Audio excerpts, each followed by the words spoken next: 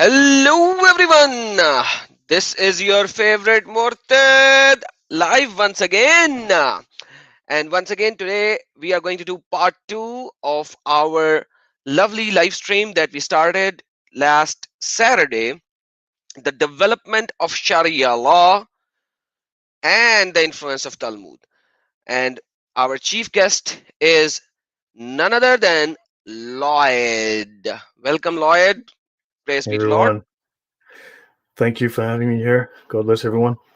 Good to see you all. Thank you. And welcome everyone in the live stream. Jason, CT, Mark P, Ajay, and Ask the Truth. Apologetics. Good. Mark P and everyone, Barn and everyone, thank you, welcome. And we are going to get some more crowd as we keep on working with it. I know Sam Shamon actually delayed his stream an hour later, causing us to be in conflict with him. He was supposed to go live 2 hours from now before, but he went 1 hour after because CP was doing live and his live was 4 hours long. So, everything. So now we are in conflict with Sam, which I did not want it to do to begin with, but unfortunately that happened. So, with that being said, God bless you all. Let's give a small reminder of what we went through last time, Brother Lloyd, and then we can start from the heavy duty topic of today. Yeah, Uh, whenever you're ready. Brother, it's all yours, man. The mic is yours and it's all yours, brother. Okay, so let's pick up where we left off last time. I think that's probably just good. Hey everyone, good to see you all again. And let me just put that over here so I want to see some of the screen. Okay, and StreamYard back. Right. So as you know, we were talking about the Talmud, right, and the Sharia. Now, do understand that the Talmud is something that Muslims lie about constantly, and it's also something that unfortunately many quote unquote Christians have learned those lies and repeat those lies. So this is something that I will address on my channel. I'm going to go into in extreme detail, an extreme level of detail, to discuss this and dispel those lies, because there are too many people telling too many lies about the Talmud who don't understand it. But we're here to talk about the Sharia. Now, what the Sharia did was it took from the Talmud. However, it took structure from the Talmud. It did not necessarily take any morals or any rulings. In fact, in cases where it did take rulings, it literally inverted, turned those rulings upside down. I will show one example. I'll get into that, but let's do a quick recap of what we were covering before. So should I share my screen and go ahead with that? Yes, brother, it's all yours, man. Okay. So let me get to my screen. So I'll do a quick recap. And if you have any questions, let me know. Hopefully I'll be picking those up in the chat and I can try and answer that as we go along. Guys, So, once again, this is a recap. The first 10 minutes will be a recap of the last live stream. If you guys have already watched it, it will it will create a base for us and you guys, just a reminder kind of a thing, so that we could get into the meat of the subject of today. So this is a small recap, very fast. The detailed one is 2 hours long. You can watch it in the part one. Please, brother. all right, thanks.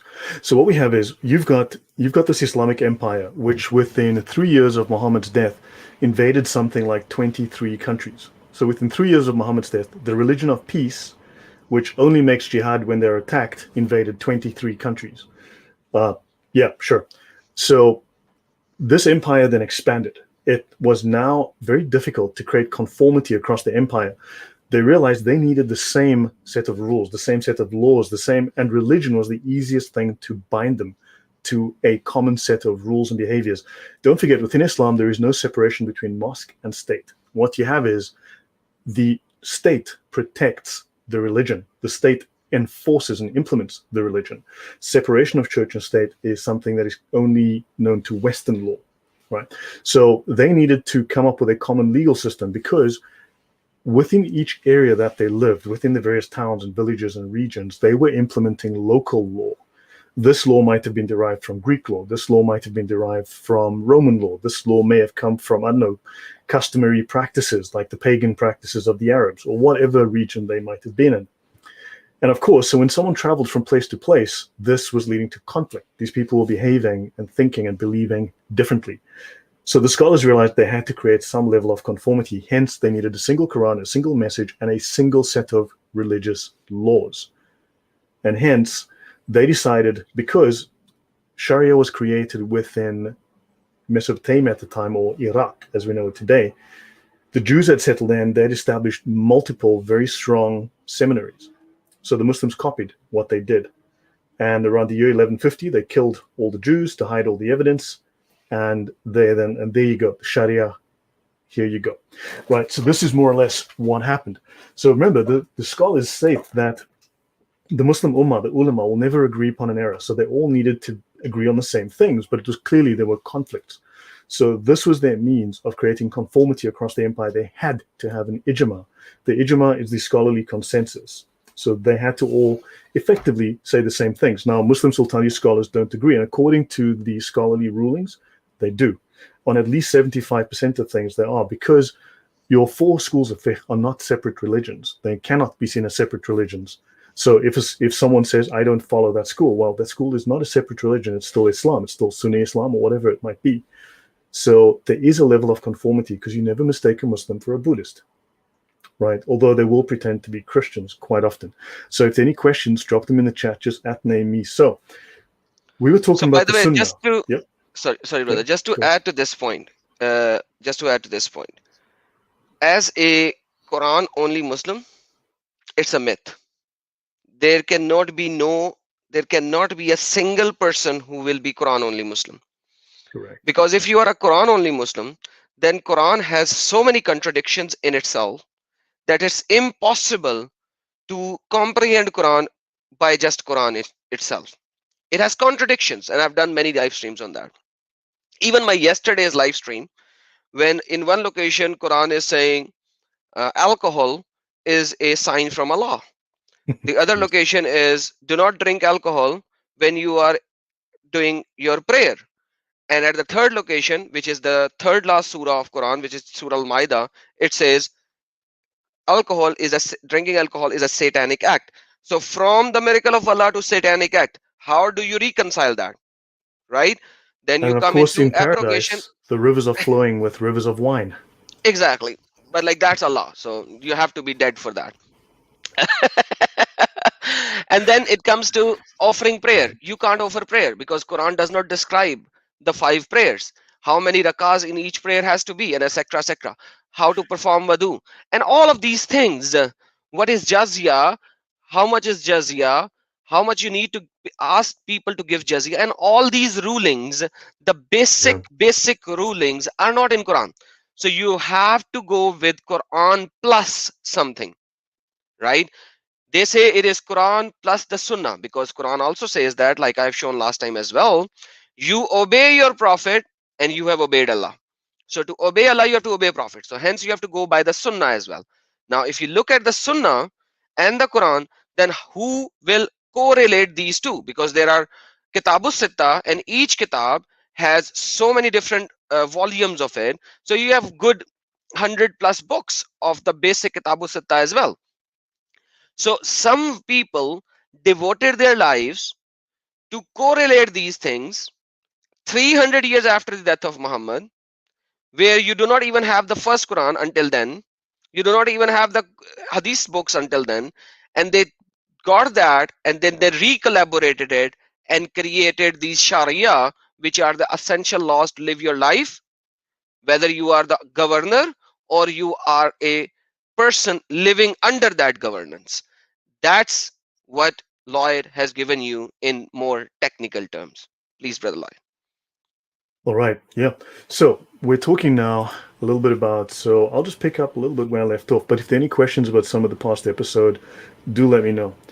So the Sharia is, as I've mentioned before, the Sharia is law for Muslims. It is the perfect law of Allah. It is the example of Muhammad from the Sunnah. It is the clear commands of Allah from the Quran. These have been taken, these have then been collected, and they've been arranged in topics, right? Clear topics into these books. right? And then they've been expanded upon or applied, and the application of these laws, the explanation, the exegesis of these laws is called the fiqh. This is the men applying their intellect to understand what is going on and then saying, okay, how do we apply this example to your life in this situation? That is the fiqh. Just for the sake of ease, we're just going to call everything the Sharia. So understand, I'm not going to necessarily make distinctions between the two. It's just the Sharia. We'll call it Sharia law or Islamic sacred law, whatever makes people feel happier. Okay, because they also just call it Islamic sacred law, but it is perfect. And of course, we will discuss just how perfect this is, because today we're going to see some of these rulings. We're going to go through some of these rulings in depth, and you're going to see. So now the Sharia applies not only to Muslims, it applies to non-Muslims. Muslims are to enforce the Sharia upon non-Muslims. The fundamental doctrine in Islam is called commanding the right and forbidding the wrong. Commanding the right is the Sharia, which must be commanded. And it says to forbid the wrong. Things like Christianity are the wrong, right? We're also going to discuss the official ruling, the official Orthodox view of Islam on what Christianity is. We're going to have a look at that. And it's not the same as what Christianity thinks about Islam. It's complete opposite. So Sharia is also one side. It's one half. Sharia is only one half. It's one side of the coin of Islam. The other side is called the Haqiqah. This is exclusively for the major scholars, for the saints of Islam. Those are the Sufi, because the Sufi occupy the two top levels of the Islamic tier of knowledge, the ulama. The lower level is your normal fiqh scholars, your mujtahids, and then of course the very lowest level are your basic lay Muslims, right? So that's the ibara, the ishara, right? Your standard mujtahids. That's your good grief. What's our favorite guy? The one that told us about the holes in the narrative? Uh, Yasir Qadi. wow. Yasir Qadi, Yeah, yes. Yasir Qadi. And then, of course, above him and above all the other scholars are the Sufi, right? So they occupy the Lataif and the Haqqaiq levels. The Guys, Haqqaiq is the not, yeah, don't confuse Sufism with this terminology of Sufi as a uh, doctorate level thing. So Sufi Islam, which is like the 19th century Islamic subsect, don't confuse that with this. Okay, FYI, please, brother. right. So they are the ones who contemplate the nature of God, because the Quran is the will of Allah, right? But it's not the nature of Allah. So they're the ones who seek communion with Allah, whereas everyone else is simply following the rules, right? So they simply are following the rules. And so yeah, so let's step forward. So anyway, we were talking about the Sunnah. So it was Shafi that decided that, look, the rules cannot just be man's invention. We need to have religious law that comes straight out of the Quran and the Sunnah. So what we have is uh, oh, sorry. Ask Truth Apologetics has just corrected me, and I stand corrected. He says that I've made a mistake. The highest level of scholars in Islam are the YouTube commenters. I, Ah, he is okay, yes. correct. He is correct. I stand corrected. I'm Yeah, sorry. that's the 21st century thing. By the way, you actually mentioned forbidding the wrong and enjoying the right. This is the Come on, basic yeah. terminology, which is called al-amr bil ma'ruf wa nahi anil munkar. Al-amr bil ma'ruf wa nahi anil munkar. And in a Muslim country, this statement has been stated almost every day. Almost every day. You know why? That's their basic command. It comes from Quran chapter number 3, Surah Al Imran, verse number 110. And I think I showed it last time as well. So that you are the best community. Let me show that, please, brothers. You can leave your screen here. I will do the Okay. rest. I was about to All bring right. it up, but it's fine. Yeah. So this is 3:1:110. You are the best community ever raised for humanity. So imagine that. This is how Allah describes, so that you could, you know, get fascinated by you. You encourage good and forbid evil and believe in Allah and believe in Allah. Bil maruf wa tantahu anil munkar. Okay? Wa tu'minu billah, and you believe in Allah. Had the people of book believed, it would have been better for them. So now, in this same very verse, Allah derogatorize the people of the book, means the Christians and the Jews as well. That they don't believe. If they had believed, it would have been better for them. But at the same time, Allah says some of them are faithful. So we are still, that's what I say always. You will not find a single Quranic verse which will denounce the Jews and Christians 100%. It will never happen. but most are rebellious. So this is how Allah describes, but the basic part is the first one. And because you are the best of the community raised, so you have to drag them to Islam. That's the basic essence of this. Abdul Wahab, Abdul Waibnu. Wa ibnu. Thank you, brother, for your super chat. Thank you. God bless you. And thanks for accepting the true Lord Jesus Christ. Please, brother, carry on. All right, so Shafi says, look, we cannot have men's minds making up laws because then they'll deviate from the will of Allah. So we need to take the example of Muhammad and we need to make this law. So now the authoritativeness of the Sunnah was strengthened when scholars, in response to what was massive wholesale fabrication of hadiths by supporters of various doctrinal, legal, and political positions, developed the science of hadith. Right, this was the science of determining the reliability of these traditions. So the Sunnah was used in tafsir, which is Quranic exegesis, to supplement the meaning of the text, to fill in blanks and gaps within the Quran. Sunnah was used in the fiqh, in the legal doctrine, as the application of the Sharia, as the basis of legal rulings that were not discussed, were missing from the Quran. So Shafi, as you know, solved a critical issue. So now you've got the Sunnah, this is the habitual practice, which is this entire body of traditions, which he now said this actually forms part of our legal system. They created a common legal system to bind the Ummah, the nation of Islam, right? So now some people look to Medina for an example. Others followed the behavior of the companions, right? Whereas you had other provinces where they had different legal schools in Iraq, in Syria, in Arabia, and they all attempted to equate the Sunnah with an ideal system. So some of them leaned towards the Sunnah, some leaned towards the cultural legal systems of their region. So unfortunately, this was leading to conflict. There were different rules, different laws, different ideas, and this could not be tolerated, right? So this was all based on what was traditional in their areas and partly on precedents that they themselves had developed. So they needed a consensus. So all these varying sources, which created differing community practices, were finally reconciled in the late 8th century by the legal scholar Shafi, right?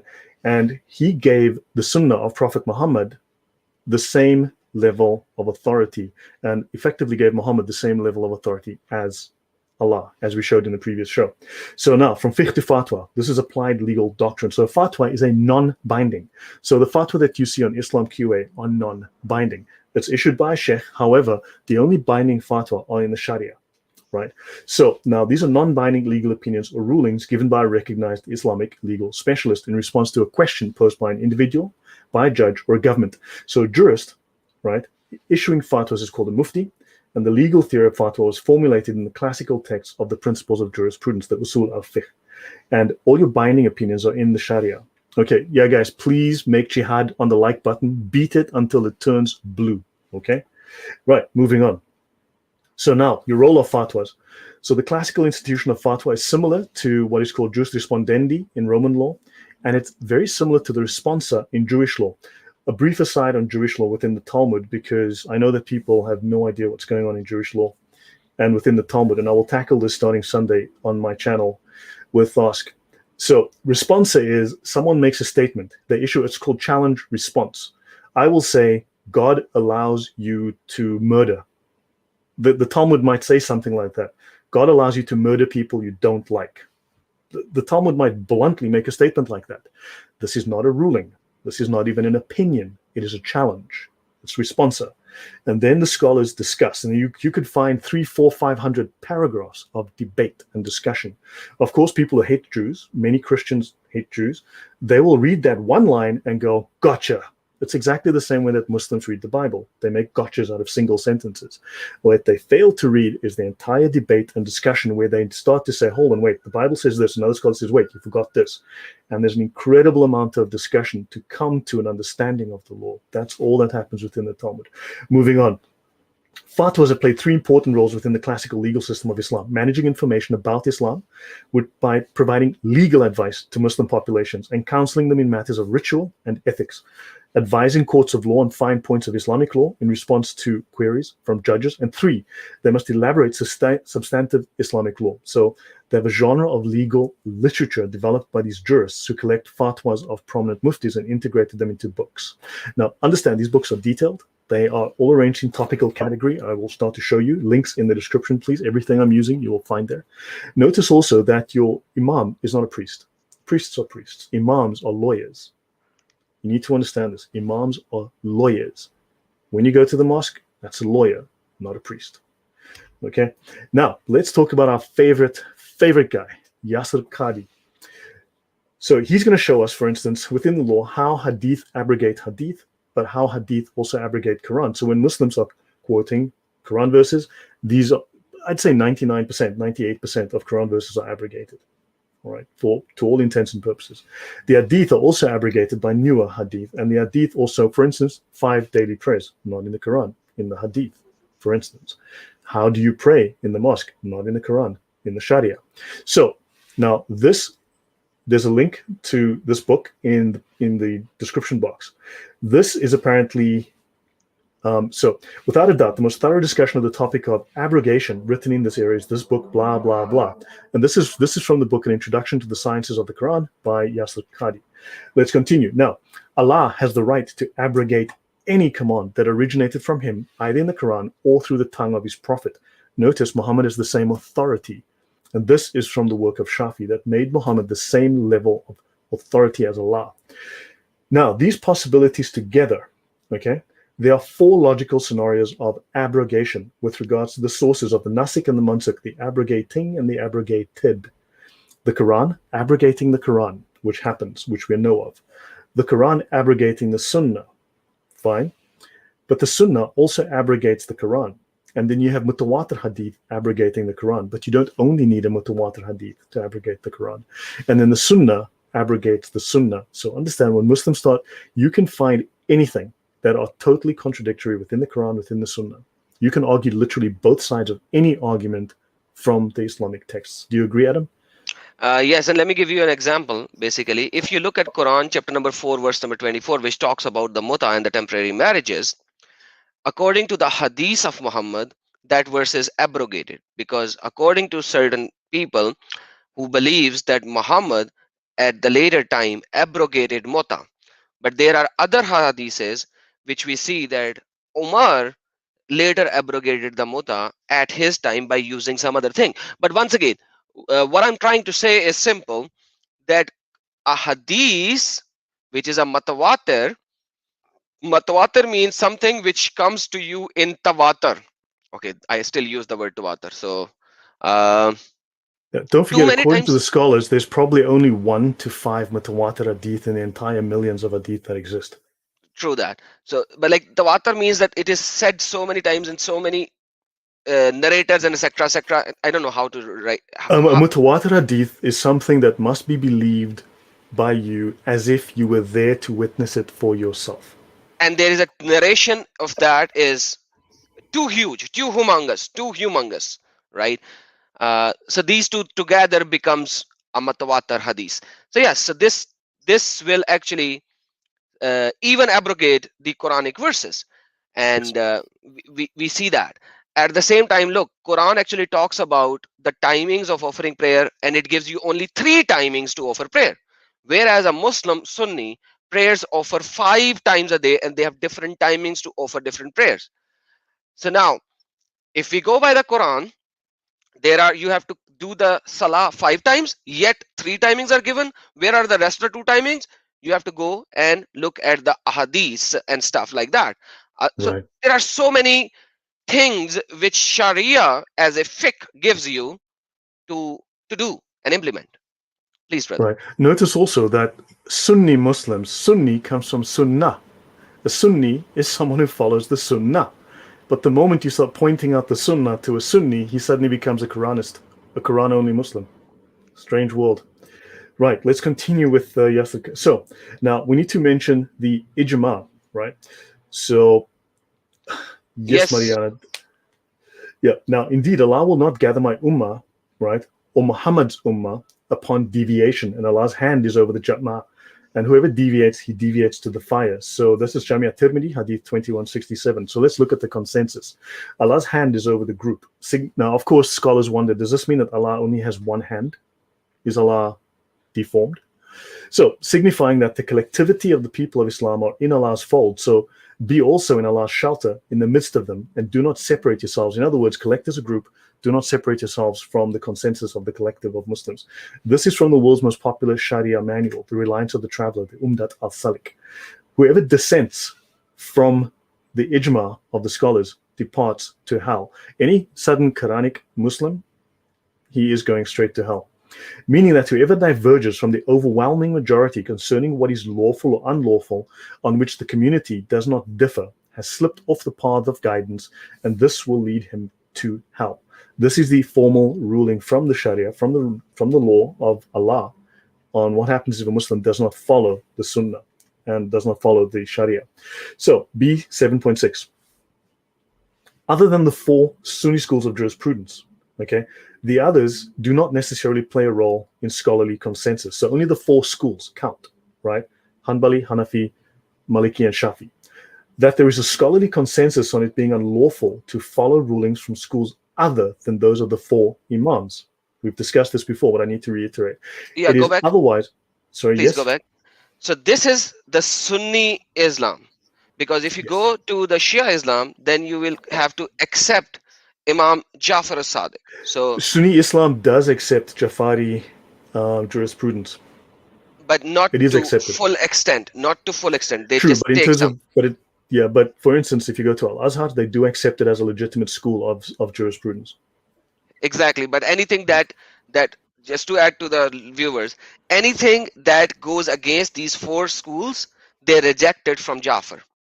So yeah, so that is why they don't accept. So because you were talking about these four only, so I wanted to bring it into Mm, the equation as well, because if a Shia is listening, he'll be like, no, that's not Islam. Yes, so Imam Jafar Sadiq is taken into account, but wherever he contradicts or states anything different than these four, they reject it. Please, brother. right. Thank you. Yeah, thank you for pointing that out. I appreciate that. I learned from you as well. This is useful for me. So the scholars, the four imams. Now these are the mujtahid mutlaq, the absolute scholars, the absolute masters, the absolute experts. That is what their title is. These scholars have achieved safety from textual corruption and have been able to discern the genuine from the poorly authenticated. So anything that they say is sahih, okay, or shall we say mutawatir. So, on the consensus, the proof of the legal authority of scholarly consensus is that just as Allah ordered the believers in the Quran to obey Him and Muhammad, so too Allah has obeyed the Muslims to obey those of authority, the Ulu al-Amr, among them, saying, O you who believe, obey Allah and obey the Prophet and those of authority among you. By implication, and but they actually do state it explicitly, these scholars have inherited the authority from Muhammad and they are to be followed as if they were speaking with his authority. Don't forget, the Quran is abrogated, the Hadith are abrogated, but the Sharia of the scholars, the Ijma, cannot be abrogated. And yes, Adam? that's a very very important point over here. Quran chapter number 4 verse number 59 is hugely important because it gives the authority to the ijma.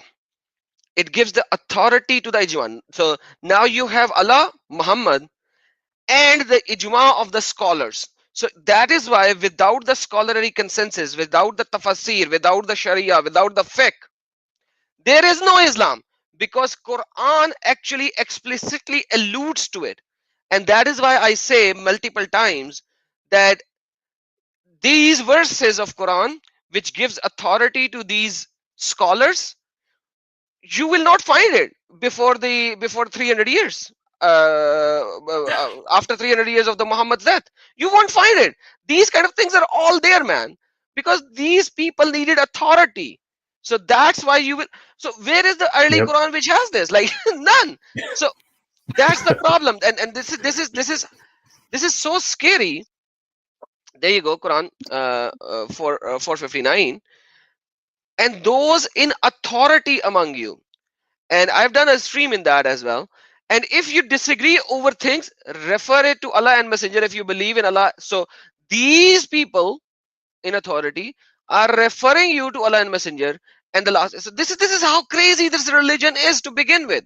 It gives you authority to humans, then to Allah, then to God. Do you remember that Muslims used to say it much more often in the past, but they used to say, have you consulted a scholar? Because Exactly. they are told to consult the scholars. That's a huge issue, that nowadays when these Muslim comes up, they don't proclaim scholars. Now they have Islam 5.0. They are creating a new Islam which is going against their own Quran. And in the same chapter, in 59, Yeah. chapter number 4, if we go to verse 80, it shifts from here. It says, obey Allah and obey Messenger. Right now, look what's going to happen. He who obeys Messenger has obeyed Allah. So now the Messenger Muhammad has more authority than Allah.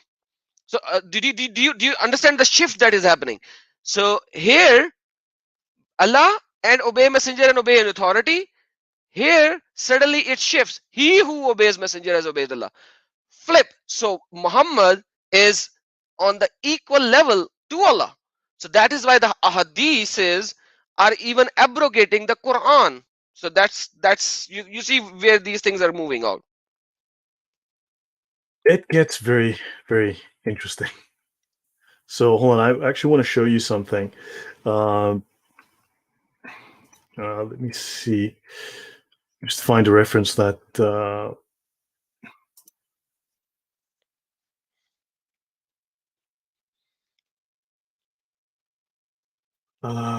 Hold on, I got to find this reference now. Okay, you know what? I'll find it later. But there are actually three hadith that very explicitly. There's more than three, but there are hadith that explicitly state that a day will come when Muslims will be told the Sunnah. They will be given hadith, and they will say, "I don't follow that. I Hmm. follow only what is in the Quran." And this is actually a sin because these Muslims are sinning. So yeah, let's me continue. So yeah, such that when those of authority in legal expertise, the mujtahids, agree upon a ruling, it is obligatory in the very words of the Quran to follow them and carry out their judgment. The words of the scholars are obligatory for Muslims to follow. Allah threatens those who oppose the messenger and follow other than the believer's way, saying, "Whoever controverts the messenger after guidance has become clear to him and follows other than the believer's way, we shall give him over to what he has turned to and roast him in hell."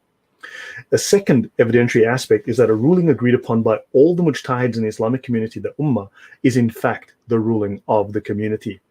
And the community is represented by its mujtahids, not by its constituent members, but by the mujtahids. And the community is divinely protected from error, including by Allah saying, "My community shall not agree on an error." Go back, Allah please. is not Go sure. back, please. This is very important. So the rulings of the fourth school of thought, can you please repeat? They are what? They are divinely. Divinely protected from error. They cannot make mistakes ever. This is how Islam was there to begin with. This is how Islam was there to begin with until the 19th century. This so if somebody comes out to you in the 20th century and now it's 21st century and says something different, this is what originally it was and it is. So either this idiot is saying everyone in the past were wrong, he's right and he got Jibrail to give him the verdict. Until then, this guy is wrong, he's a liar, he's a deceiver. Please, brother. All right. So let's continue here. Allah is not wont to make my community agree on misguidance. So, in other words, the four schools cannot be misguided. They cannot be wrong. They actually cannot be contradictory, even if they are slightly different, because the things that they disagree upon are things that are not critical to the practice of the religion or to the fundamental beliefs of the religion. They disagree on minor cosmetic issues only, technically speaking. So that which the Muslims consider good, Allah considers good. Notice, though, it doesn't say what Allah considers good, the Muslims consider good. It's what the Muslims have decided. And they have told us that the Muslims are the mujtahids. So what the mujtahids have considered is good, Allah says, no problem, you guys go ahead. Does that make sense to you, Adam? That's what it is, man. Whether it makes sense or not, because remember, you cannot think. You have to obey and you have to submit. So, yeah. Correct. Yeah, I'm not going to go into depth in some of those things. I can do so much more, but I don't want to be a whole night. So another hadith that the scholars quote in connection with the validity. Now notice that the hadith that survived the abrogation are quoted in the Sharia. If you want to know if a verse is still relevant, it's in the Sharia. If you want to know if hadith is still relevant, it's quoted in the Sharia. So the validity of the scholarly consensus is the following. The Prophet said, Allah's hand is over the group, and whoever dissents from them departs to hell. So the Sharia says that this is that the obviously the path of the Muslims is clear. There is no contradicting it. There is no discussion with it. There's no debate.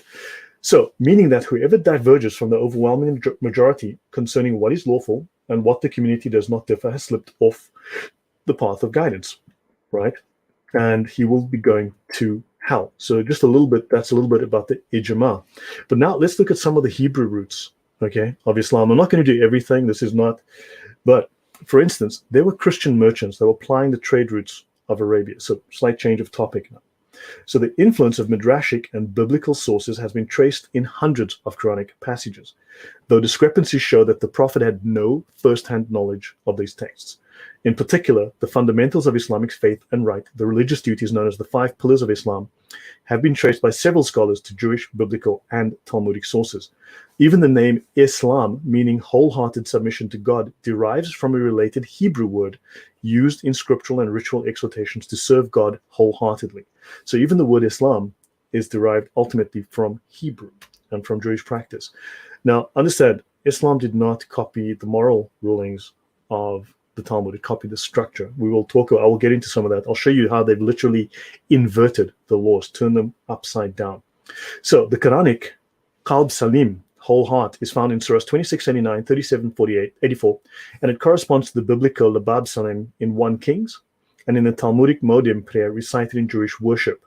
Okay, so Jeffrey points out that although the roots SLM is native to Arabic as to Hebrew, the noun Islam occurs in the Quran for the first time as a technical term borrowed from older religions.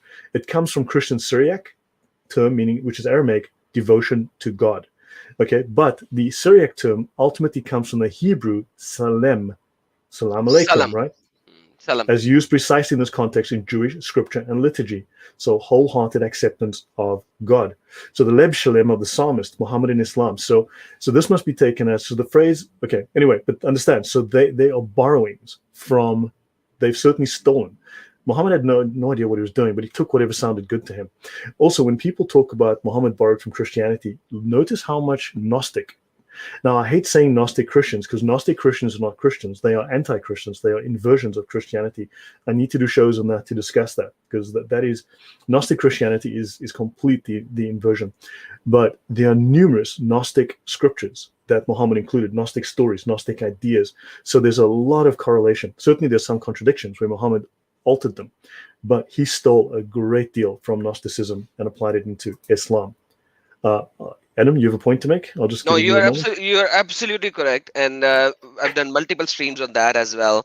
Like Jesus speaking in the cradle, like the 7 caves, 7 people of the caves. Rather, it doesn't even say 7 because Allah was unaware. The Quranic verse actually says, and there were, some says there were 5 and 1 dog, and some says there were 6 and 1 dog, and some says there were 7 and 1 dog. Mm-hmm. So basically, to begin with, when people asked Allah about this whole situation, hey Prophet, can you tell us about the people of the caves?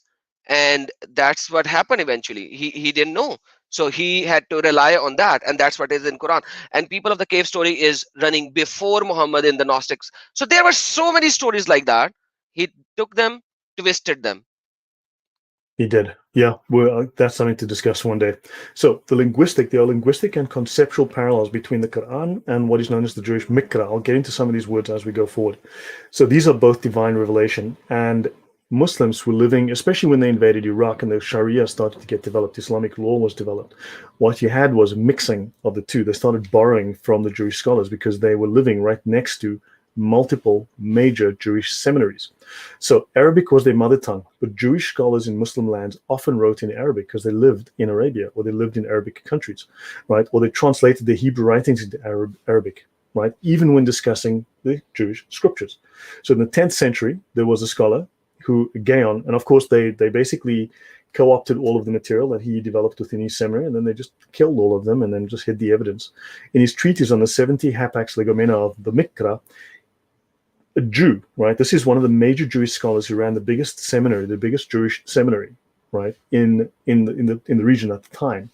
He used the term Quran to denote Jewish scripture. Jewish scripture. He called it the Quran in his book because Quran just meant to proclaim, or the writing. There was different, but understand. So the Quran was used first by a Jew to talk about Jewish scripture. So now that you have a link between this Quran and Mikra as the first root of law is seen also in parallel terminology for the two revelations as holy writ. So the Quran frequently calls itself al-Kitab, literally the writing, and it uses the same term in this book to denote the Hebrew scripture. So in fact, but the Quran also utilizes al-Kitab. So they were originally the same. Al-Kitab could mean the Quran, al-Kitab could mean, so which one is the book? When it says al-Kitab, well, do they mean, and we are the people of the book. So, Adam, any thoughts? Brother, you are already demolishing it, but you demolish it with such nice voice that it doesn't seem like demolishing. You have so much information. You just read it through, man. So even the word Quran is taken from the Jewish uh, scriptures, or later on written scriptures, and their proceedings and their laws and stuff like that. So uh, Yeah. it's crazy how you would see that Qur'anan, Mubinan, and etc. is written in Quran multiple locations.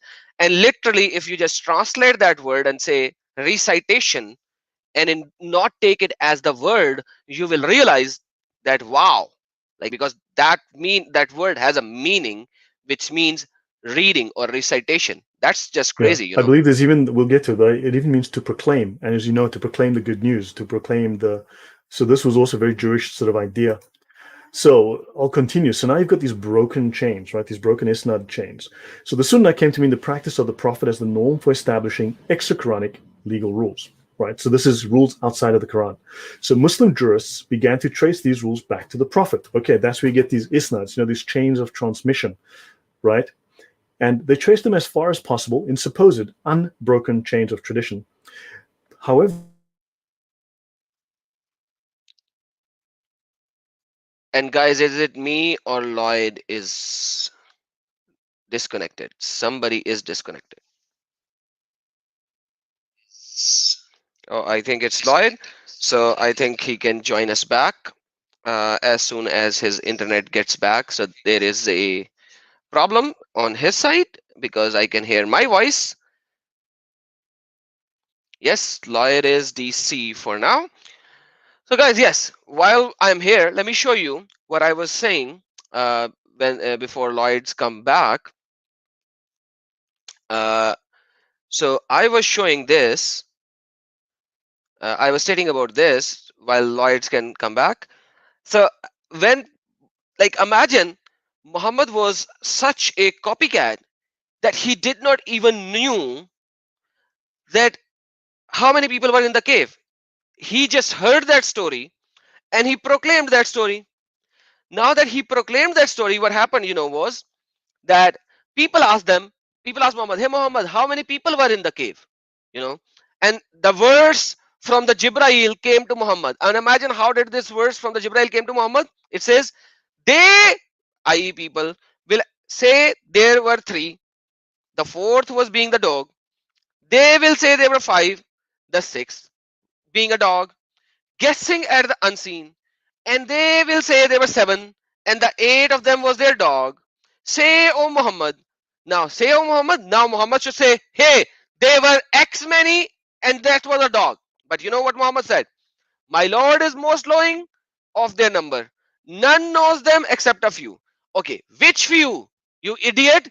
Tell us which few. That was the question. That is the question that we are asking. Which few? So do not argue except the obvious of argument. So this is how stupidly copy pasted Muhammad was, that he didn't even know what he was saying. This is how stupidity it is when he was copy pasting. And I think Lloyd is back. Brother Lloyd is back. Let me add him I to the have stream. no Hey, Brother Lloyd. idea. Yeah, my apologies, guys. And yes, Allah knows best. No worries, brother. So I was showing the issue in the copy paste that Muhammad didn't even know the numbers. He didn't even proclaim the numbers because he just heard it from XYZ guy, and then he said it, and then people said, okay, how many people were in the cave? And that's what happened. Right, right. Yeah, so sorry about that, guys. Yeah, system hung. I just had to reboot. No worries, I brother. have no idea. It looks like someone doesn't want us to do these streams at. Oh, that's Jibrail maybe, brother. The Jibrail of Allah, you know. That is possible. Good grief. Okay, so anyway, I'm back, and sorry about that, folks. No worries. Let me So just this go is the back to my. seven sleepers of Ephesus, if you guys already know that. So this story was running way before Muhammad. This Right. story, and everyone knows this is a story which is from 250 AD, somewhere around that particular time, and they are called seven sleepers of the Ephesus. And everyone knows that it was a story for kids to, and that's it. Like it's a mythical story, Yeah. brother. Carry on. Folktales. Yeah. Sorry. So this is where I crashed. So now these isna, these change of transmission that Muslims use. In other words, the system of broken telephone. I mean, that's a game that doesn't work.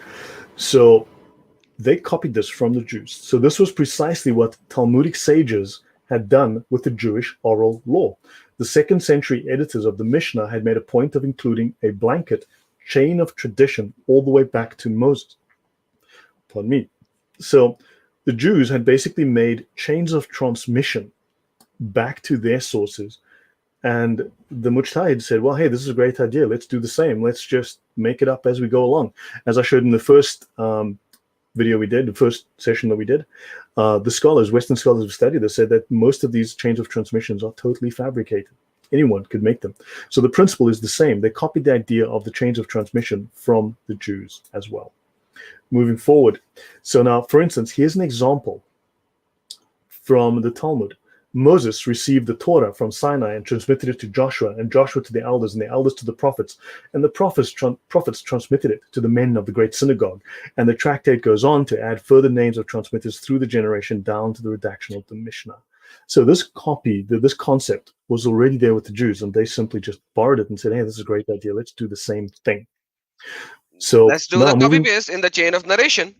Yes, yes, yes, same thing. Because hey, it was good for the Jews, right? And they want, remember, they believe that they are the descendants of Abraham, that they are the replacement. I will talk about the Orthodox view of the replacement of Christianity by Islam, right? And of Judaism by Islam, and you'll see why they were doing this. So the Talmudic influence on Sharia, so little attention has been paid to relationship between Islamic and Jewish law. So they have a certain shared religious framework. There are certain ideas, and there's a certain theocratic approach. Don't forget, however, Judaic law has changed significantly. In fact, it adapted and changed continuously. Sharia is eternal, it can never change. Once a ruling's been made, it can never change, it will never change, because these are the rulings of Allah and Muhammad. The fiqh can adapt, certainly. For instance, traffic fines. What speeds do you decide? Allah didn't make any rulings on that. Cell phones. Allah didn't make any rulings on that. Understand? So there will be adaptations made, but the Sharia can never change. The Jewish law does change. Anyway, so you've got a So just separation of to add church. to this point, some people actually says that Sharia is the word of humans and hence it can change, and they proclaim it to our Christian brothers and sisters. So brothers and sisters, please understand, when they are talking about Sharia can change, they are talking when they add the Sharia and the fiqh together and proclaim it as one word. And Mhm. that's why they actually say Sharia can change. But if you know that Sharia by itself, the book Sharia book that you actually can buy, it has the ruling of the fiqh in it as well as the Sharia. So Sharia is derived from the Hudud Allah, and the Hudud Allah are transmitted from Quran and the Ahadith of Muhammad. They cannot be changed. That's what Lloyd is saying. Sharia, which is written by these four scholars as mujtahideens, it cannot change. The fiqh part in the Sharia book that you read, that can change, and that has constantly been changing, because that does not confine to the Hudud Allahs, which is given from the Prophet or by the Quran. So that is why when Lloyd is saying Sharia cannot change, he is not mixing the two.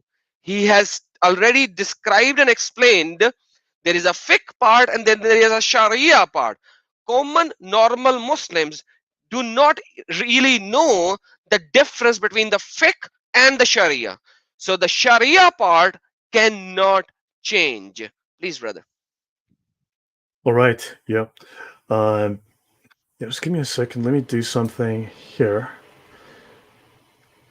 No, that not And I finding think you it. need to change your microphone as well. This microphone has background noise, FYI. Let me fix it. Yeah, sorry. When I rebooted it, let me fix that first before I go on. No worries, all good. So yes, so we are expanding and we are giving you the knowledge, guys, which most of the Muslims don't even know. FYI, most of the Muslims are unaware of these things, and that is why when they proclaim to you guys, most of them don't even know. But when you talk with Uban Fiban Farooq and this kind of guys, they know this, so they lie. They lie like I don't know what do you call it in America, a white lie, or what is the term for absolute lie in America? It's good grief. Um, no, they're lying. They know this stuff, and it's embarrassing to them. That's why none of them will ever meet me to talk about the Sharia. Let me show you this. The Yeah, Prophet zoom said, "Let." zoom a little, please, brother. Sorry. Yeah. All The right. problem is, let me just make this narrow. I can't make this narrow, so this is as much as I can zoom in. Okay. The Prophet said, "Let me not find you reclining on your couch when you hear something regarding me, which I have commanded or forbidden." And this would mean the Sunnah, right, within the Hadith, and saying, "We do not know. What we found in the Quran, we have followed." In other words, Muhammad himself is saying here in this Hadith by Abu Dawud, you need to follow what is in the Sunnah, not just what is in the Quran.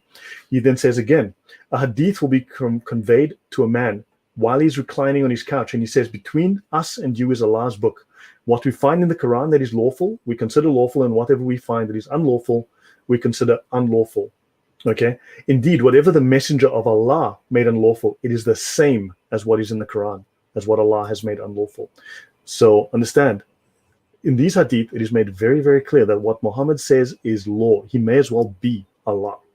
And Thoughts? that is why Muslimin also says that Muhammad never stated something without the permission of Allah, which we can prove that it's wrong. But once again, they claim that whatever Muhammad spoke, he spoke by the divine revelation of Allah. So Mhm. thank you, brother, for showing these two hadiths as well. Yep. Okay, so moving forward. So now, within Islam, so human reason plus divine revelation, but human reason modified, shaped, limited by divine revelation is, according to Islam, the only path to law. So Islam denies that law can be created purely by human legislation. That's why they want Sharia for the world, right? Now, a Western theory of law says, look, human minds can come up with examples. Now, the Talmud was completed around the time of Muhammad's birth.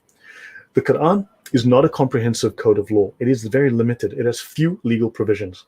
It has so what you had it was indigenous law, right? This was in effect in various cities and towns and regions, and they would only not follow it when there was something that was clear in the Quran saying don't do that. Now, Islamic jurisprudence dates to about 100 years after Muslims, so Sharia and fiqh only dates to about a century after Muslims invade Mesopotamia in 637. Of course, as you know, the Iraqis all invaded Saudi. Sorry, no, the Saudis the Muslims just invaded everywhere. They were never invaded. Understand? So when the area was renamed Iraq, right? So scholars concur that Mohammedan jurisprudence originated in Iraq. That's from Shaht Origins, 1950, page 190. So let's have a look. What else can we plagiarize today? In comparing the Sunnah to the Mishnah, we find a fascinating and seemingly unremarkable coincidence. Both systems of oral tradition are known as the six books. So you have the Kitab al-Sitta, the six correct books in Islam, and you have the same within the Talmud. So you have the six orders of the Mishnah, and they are commonly referred to in the Talmud simply as the six orders or the six books. In the Sunnah, the designation of precisely six books has no reason, because within the Talmudic law, there's a reason why they have six books. They've got these six divisions, but there is absolutely no reason why these six within Islam, why this needs to be this way. Six, they simply copied it because the Jews did it, because they wanted to be the new Jews. So when you talk about replacement theology, Islam is the ultimate replacement theology. It has replaced Judaism and it Wow. has replaced Christianity. Wow. So now you, Sorry to cut you short. I didn't know sorry, that. I did not know that. I did not know that. So even the Kitabu Sitta, the term, wow, brother, thank you so very much. That's you're welcome. eye-opening. So the Kitabu Sitta is also derived from the Jewish tradition of the six books. Yes. Amazing, man. Copy Amazing. paste Please. religion, right? Oh, yes. Copy paste. So Man, yeah, crazy. yeah. So there were at least a dozen early collections of hadith. Now understand, there are hadith collections you and I have never heard of. Let me be clear, there are hadith collections we have never heard of. There's one very famous one that is used extensively that is barely been translated, the Kanz al-Ummal, right? Because few people realize that there is a huge volume of Islamic literature that is not in Arabic, it's in Urdu. Mm-hmm. Okay, understand there's a massive volume, and so people say, well, no, no, no, you're forgetting that at least half of the stuff is in Urdu. So, and understand, remember, Shafi and all those. If you add the six major collections, you've got about 20,000 hadith.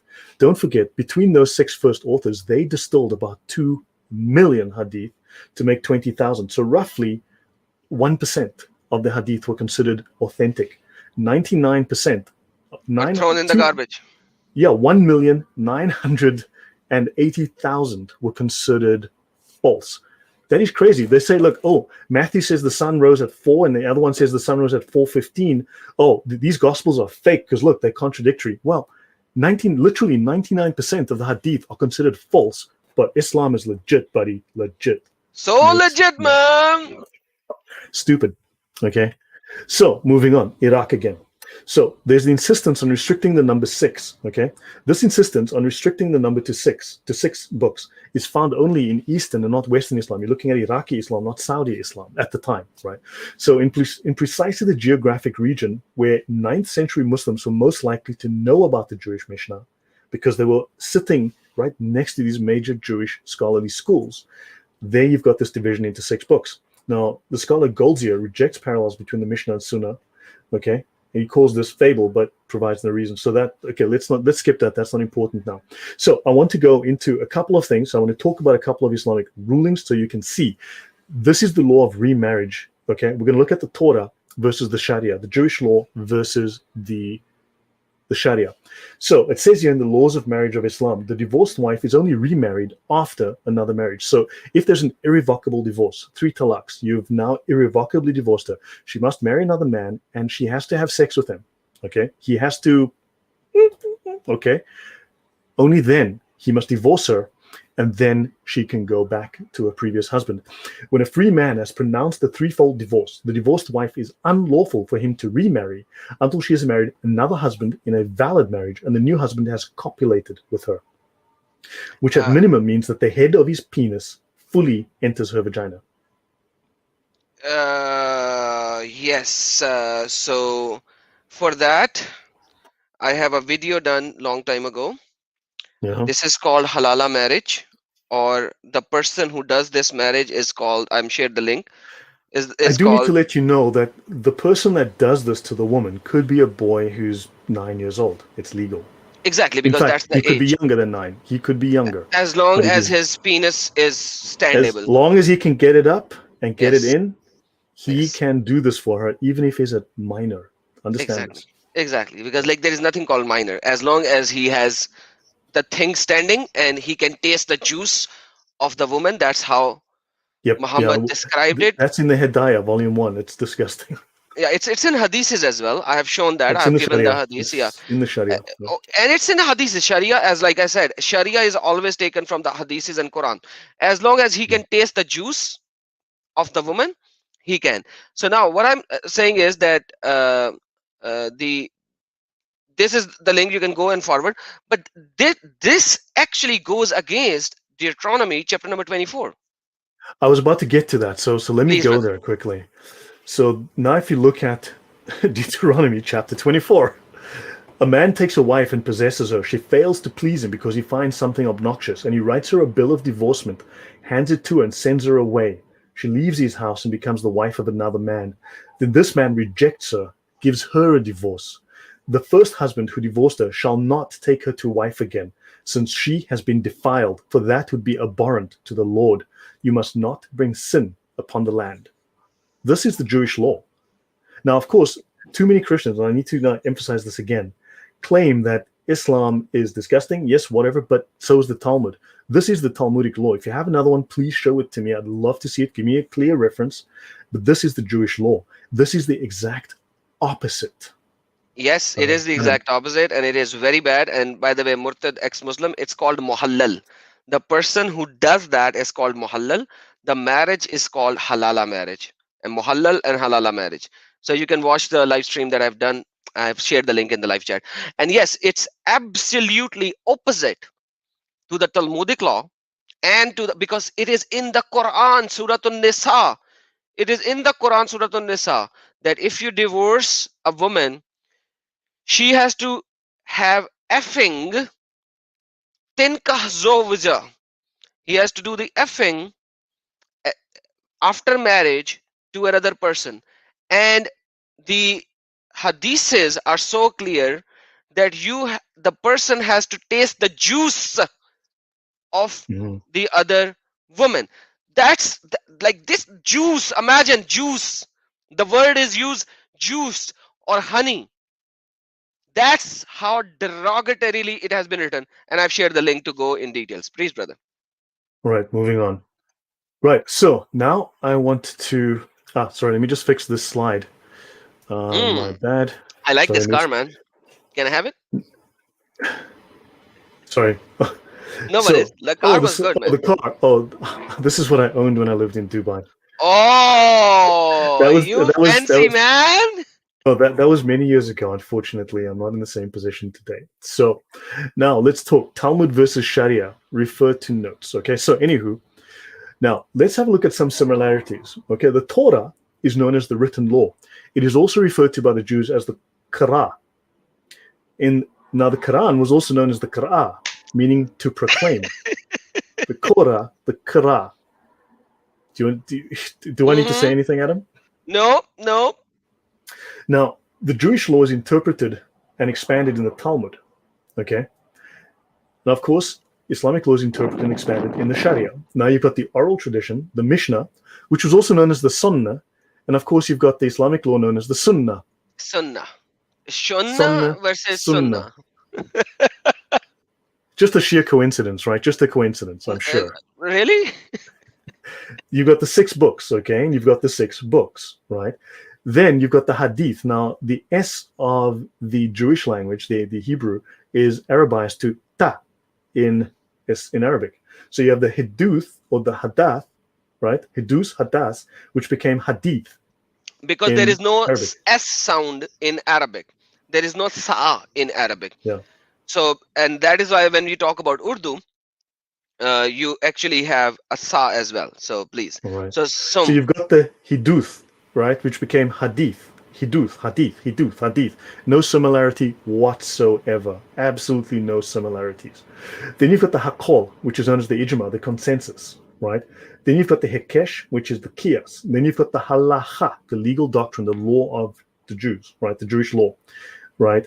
Then, of course, this is called the Fiqh in Islam, but you have a Halakha. So you've got the Halakha, the halaka. legal doctrine, and then you've got the Halakha in Arabic, which is the place of legal education. Man, Sheer is there coincidence. anything they did not copy? Very little they didn't copy. You've got the Midrash, which we know as the Tafsir. Then you've got the Baraita, which is, I think we know as the Asbab al Nuzul, Asbabul right? Nuzul, because Story. the stories. So every Quranic verse has a story behind it. So Asbabul Nuzul means reasoning of the verse to come down. So you will have the story for the verses, and that's what Bitrash. Please pronounce the word. Right. So you've got Baraita. Baraita. Baraita. That's what Baraita is. The stories behind the revelations or Yep. Then scripture. we Sorry. have then we have the Tosefta, right? Which we would know, I think in Islam is called the Shar. These are additional commentaries on the tafsir. Exactly, because there are tafsirs over tafsirs. So Right. that's get it. And in fact, they are tafsirs over tafsirs over tafsirs over tafsir. But yeah. But anyway, then of course, it doesn't stop there. Let's continue. Then the word halal. Let's look at the Jewish word halal. A halal in Leviticus is a priest that is disqualified from the priesthood, one who is not pure and therefore cannot be a priest. That's what halal is in the Jewish law. Mm-hmm. So halal is pure in Islam, but it's impure in Judaism. It's Oh, the exact that's a opposite. flipping. Yeah, that's a flipping. Yes, it's the exact opposite. Halal. So it Interesting. means you're in. Yeah. So these are just things that are understand. So halal in Jewish law is they shall be holy to their God and not profane the name of God, for they offer the Lord's offerings by fire, the food of their God, and they must be holy. Which means in Islam it's the exact inversion. And also a priest shall not marry a woman defiled by harlotry, nor shall they marry one divorced from a husband, for they are holy. Their wives must be pure. But that's a story for another day. I need to get But into like that. that's what Muhammad said. Why did you not marry a virgin so that you could have fun with her? That's Yes, a but he hadith, was man. talking. Yeah, I know, but that's a story for another day. I need to do some stories on. I need to do shows on my channel about the Talmud, about people's misconceptions, because man, they've got that thing so wrong. I know a lot of you think I'm wrong, but seriously, I'm going to embarrass a lot of you once I get to that, because you have no idea what you're talking about. Right now, some basic Sharia doctrines. Let's start getting into actual some rulings, some meat again. Two major doctrines within Islam. You have in Islam, you've got extremists and moderates. No, you don't. Moderates can become extremists when instructed to do so. You When actually have required. when required, yes, and there are rules. There are very clear rules about it. So you have azima and rukhsa. Rukhsa is basically many words: dispensation, relaxation, right? Azima is strictness, doing the thing as it must be done. So those crazies who yell Allahu Akbar and start stabbing people on bridges, they are proper Muslims following the doctrine of azima, following Islam correctly, right? Those who are not doing that are simply following the doctrine of rukhsa. Both of them are receiving reward from Allah because both are following Islamic doctrine correctly. The others are just slightly weaker, right? However, they may be required under Islamic law to flip and follow azima. So these are legal terms, and they refer respectively to the application of a commandment in Islamic law in its original force and to its replacement with a less severe alternative in cases of need. Okay, so Mm-hmm. rukhsa means facilitation or alleviation. It's a technical term, and it's a special dispensation which allows you not to, in other words, you can break literally every single law in Islam because you're allowed to.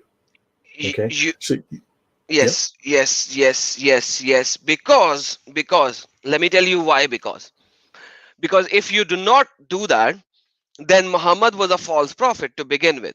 Because when he was in Makkah and have not migrated into Medina, and the verses of sword was not revealed, then he was a liar and a kazab. But so they have to defend that by saying when you are under some other ruler, you can lie and deceive and break any law. So let me tell you in essence, even the sheikh under certain pressure, he will drink alcohol with you. He will even drink alcohol with you, and he might even eat pork with you. They can break any law they want Mhm. because it is required at that particular time and it's no sin upon him. Please, brother. So there are no absolutes in Islam, and in fact, the practice there's a specific doctrine called hiyal. The granddaddy of lying in Islam, the granddaddy of deception, is a practice, is a legal practice called hiyal. It is technically it's known as legal trickery. It is the basis. So rukhsa is fundamental to the permission to deceive within Islam, to violate every law for advancement of Islam. But the specific doctrine, the practice that is the granddaddy of all forms of deception in Islam is called hiyal, Hiyal. That's the plural. You have hila as singular. Hiyal allows you, it's the skill, it's a knowledge set.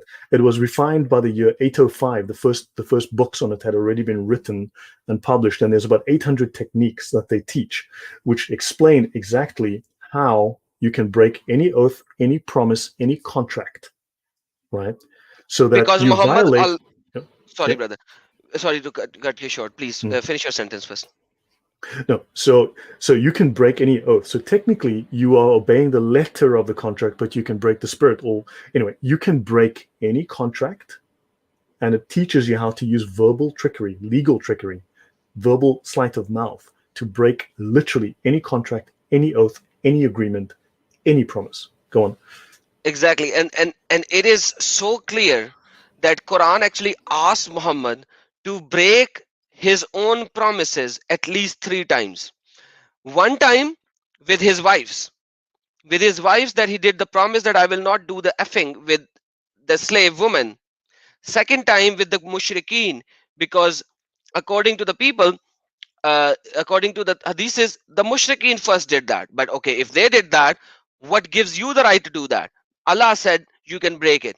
So even when a person says, by Allah, I will never do this to you, trust on their sacred law, which says that the promise that you did to a mushrik who does not believe in Allah and the last day, they can change it anytime. And that is why when they swear on Bible in America or in Europe, they know they are not swearing on anything. They are not swearing on anything. Mhm. They don't care. So that is why they swear on the Bible in the America and Europe and say, okay, we will be faithful to this country, and then they do that boom boom. Dude, that's exactly what is allowed, and it's not just allowed, it's their law. Please, brother. Yeah. Taker, you asked why. Yeah, I was I was at a game park when I took that photo of the African elephant. Yeah, I'm South African. Yeah. So just to answer your question. Okay, so moving on. Now, you need to know about something called darura. Darura is necessity. Mm. So, okay. Now, the legal schools agree that now necessity is what you think it is, that you can make it up. It's necessary to lie. I feel threatened. I mean, that is entirely subjective necessity. Understand? This legal schools agree that prohibitions of a religious character may be disregarded in cases of necessity. Offenses Mm. committed under the rule of necessity are excused with no punishment. That's where takayya comes in. So Yes. you see, that's so people, uh, guys, most of you actually proclaim takayya, takayya, takayya, the word, and the Muslim will say, no, no, no, no, no, it is only when you are persecuted and all. So yes, this is the location where takayya comes in, and I fixed so many Christians do not use the word takayya. They can actually, with the takayya is a technical term, don't use that every time. They can just simply lie, they can break the oath, they can do everything when they are Yeah. talking to a non-Muslim, because it doesn't, you as a non-Muslim are an insect or below the insect. And I have Yeah. done a live stream which which states, how does Quran calls non-Muslimin. So you can go and watch that. But this is what it is. Learn the Yeah. reality. Do not proclaim the wrong words with the Muslimin so that they can backfire on you. Don't Yeah. I proclaim the should wrong get. word. Yeah, I can do a Hmm. show on that discussing the chosen people idea between Judaism and between Islam, and they're totally different. Look, folks, understand, I'm not a Jew, right? I have no dog in this fight, but understand, I do object to quote unquote Christians who lie about what's in the Talmud. I have no idea what they're talking about. They've been lied to and they're repeating lies. The Noahide law, Exactly. I'm going to do a show on the Noahide laws on Sunday. It is far more detailed than you know. Understand? So yeah, I mean, feel free, but for those of you who've been lying, understand I'm going to be doing the very same in far more detail on the Talmud. So moving forward, guys. Just Now, one more point for this. yeah, Guys, I have shared the link of Lloyd channel. It's on my screen as well. It's on the live chat as well. I've shared it 3 times. Let me share it once again. Please subscribe to Lloyd, and he needs our support as much as he can. Secondly, once again, none of us are Jew. None of us are supporting Jews. Remember that. None of us are Jew. Both of us are not Jews. Both of us are not supporting Jews. They are against the Lord Jesus Christ. We are not supporting them, but we are only showing what is the truth, whether it is about Islam or Jewishism or Christianity. mhm, We are only showing what is right and truth, because our Lord said, say it right. And as a Muslim, you can even say that I'm a non-Muslim and perform taqiyya in when you have a sword on your neck. But as a Christian, if you deny the Lord Jesus in this world, he will deny you there. So we are ready to die and proclaim Lord Jesus Christ. That's who we are. Please, brother. right. No, thank you. Yeah. So the most fundamental doctrine in Islam, as I mentioned, is commanding the light, the right, and forbidding the wrong. So let there be a group of you who call to good, commanding the right and forbidding the wrong, for those are the successful. So understand, when the crazy guy goes off on the bridge and kills people, right, there must only be a group, a small amount it is required, it is obligatory that a small amount of Muslims go and do these things. Otherwise, the sin of non-performance falls upon the entire ummah. So now let's understand all of a Muslim's words, according to Islamic tradition, all of a Muslim's words count against him. They count as sin. So all of a human being, and when they say human being, they don't mean you because you are not a human being. Yep. Okay? All of a human being's words count against him and not for him, except commanding the right and forbidding the wrong, and the mention of the name of Allah. Right? So if you are commanding the right, if you are trying to make Islam supreme, taqiyya, to make Islam win and to defeat the evil infidel, the evil Christians, this is command. Remember, if a Muslim lies, right, but he's trying to keep the peace, as we discussed in the previous show, we discussed lying, we showed you the rulings on lying. Which obligatory lying, remember, obligatory lying. Muslims must, they have no choice, right? So if he lies to keep the peace, it is not considered lying. So all of a human being's words count against him and not for him, except when commanding the right and forbidding the wrong. That's in the Sharia, quotes the same. So one should know, commanding the right and forbidding the wrong is the most important fundamental of Islam. It is the mission that Allah sent the prophets to fulfill. If it were forgotten, religion itself would vanish, dissolution would appear, and whole lands would come to ruin. So if there were no Islam and they weren't commanding the right and forbidding the wrong through jihad, okay, then the earth would perish. So let's have a look. Okay, the first section is sacred knowledge. That's Gnostic knowledge, right? That's Gnosticism. Now you've got here section O. You've got section Q, justice and commanding the right and forbidding the wrong. It's a major section within the Sharia. All right, commanding. Okay, so there are communal obligations, so different kinds of obligations. You have Fard al-Ain and Fard al-Kifaya. A communally obligatory act is what the lawgiver, that's Muhammad or Allah, they're both the same, requires from the collectivity of those morally responsible. If someone does it, then the obligation has been fulfilled, and the sin of not doing this is lifted from the rest of the Muslims. The entire nation of Islam falls into sin and could end up in hell if they do not do jihad, if they do not do those things which we consider extremism. While if no one undertakes it, then all are guilty of serious sin for neglecting the obligation. These are the communal obligations. There are individual obligations as well, of course, like the 5 daily prayers, but there are communal obligations, and a small minority, like that crazy small minority, are obligated to do it. Okay. So, Before you go, sure. I have shown you a couple of verses already. Let me show you one more. The Sahih Alin Munkar. Alal khair ya'marun bil munkar wa yanhu anil ya'marun bil ma'rufi wa yanhu anil munkar. And let there be from you a nation inviting to all good, enjoying what is right and forbidding what is wrong. So this is Quran chapter number 3, verse number 104. Now the problem over here is that, as we have described in our last session, and Lloyd was very clear, and we spent maybe 5 minutes on that, that according to a Muslim, you have no right to think what is right or wrong. What is right and what is wrong? It's written in the Sharia, which is taken from the Ahadith and the Quran. So you cannot think, you have to submit fully and obey, and then you have to spread it. And the Ahadiths are so clear that you have to drag people with chain around their necks and bring them to the Sahih.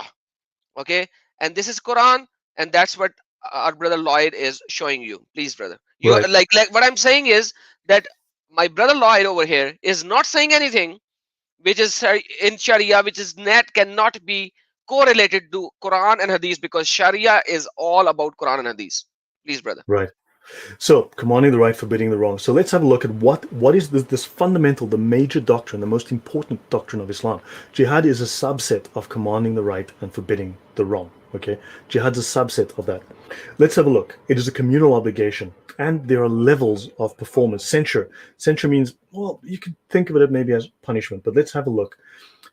So there are levels of or degrees of severity in commanding the right. First, you have to know, of course, the wrong act. So you need to go to your school and learn what is right and what is wrong. Remember, the Sharia tells you what's right and wrong, not your moral conscience. 2, you need to explain to the person you're dealing with that something is wrong. Then you must forbid the act verbally. Then Islamic law requires and the Islamic religion requires, you need to censor with harsh words. Now, they explicitly say you have to verbally abuse that person. So when Muslims start to swear and start to shout and start to insult, this is commanded upon them as righteous behavior. It is the correct thing to do. It escalates. The next thing is to right the wrong by hand, which is politely saying, give him some of this. Then intimidation. What's very interesting is that intimidation comes after actual force. First force, then intimidation, whatever. Then Islam requires assault. It's the religion of assault. And then assault means that if you can't do it, get friends. And then if you and your friends can't do it, get weapons. Use arms. This is Islam. Muslims are taught this is the right way. So let's have a look. The Prophet said, if any one of you sees a bad thing, let him prevent it by his hand, break things, slap people. If he cannot do it, let him prohibit it by his tongue. And if he cannot do that, let him cherish hatred for it in his mind. This is the weakest faith. So in other words, if you want to be a good Muslim, prevent things with your hand. Do this non-verbally. Hint, hint. So, commanding the right and forbidding the wrong outranks even jihad in reward and in value. From Ghazali in the Ihya Ulum al-Din, which is the most important Islamic scriptural resource after the Quran, the most read and most popular, all good deeds and jihad in the way of Allah are nothing but a puff of breath in the deep sea in comparison with enjoining good and prohibiting evil. So the reliance, and I'll pause here for a moment, the reliance spoke of the weakest degrees of faith, but Ghazali calls it outright jihad.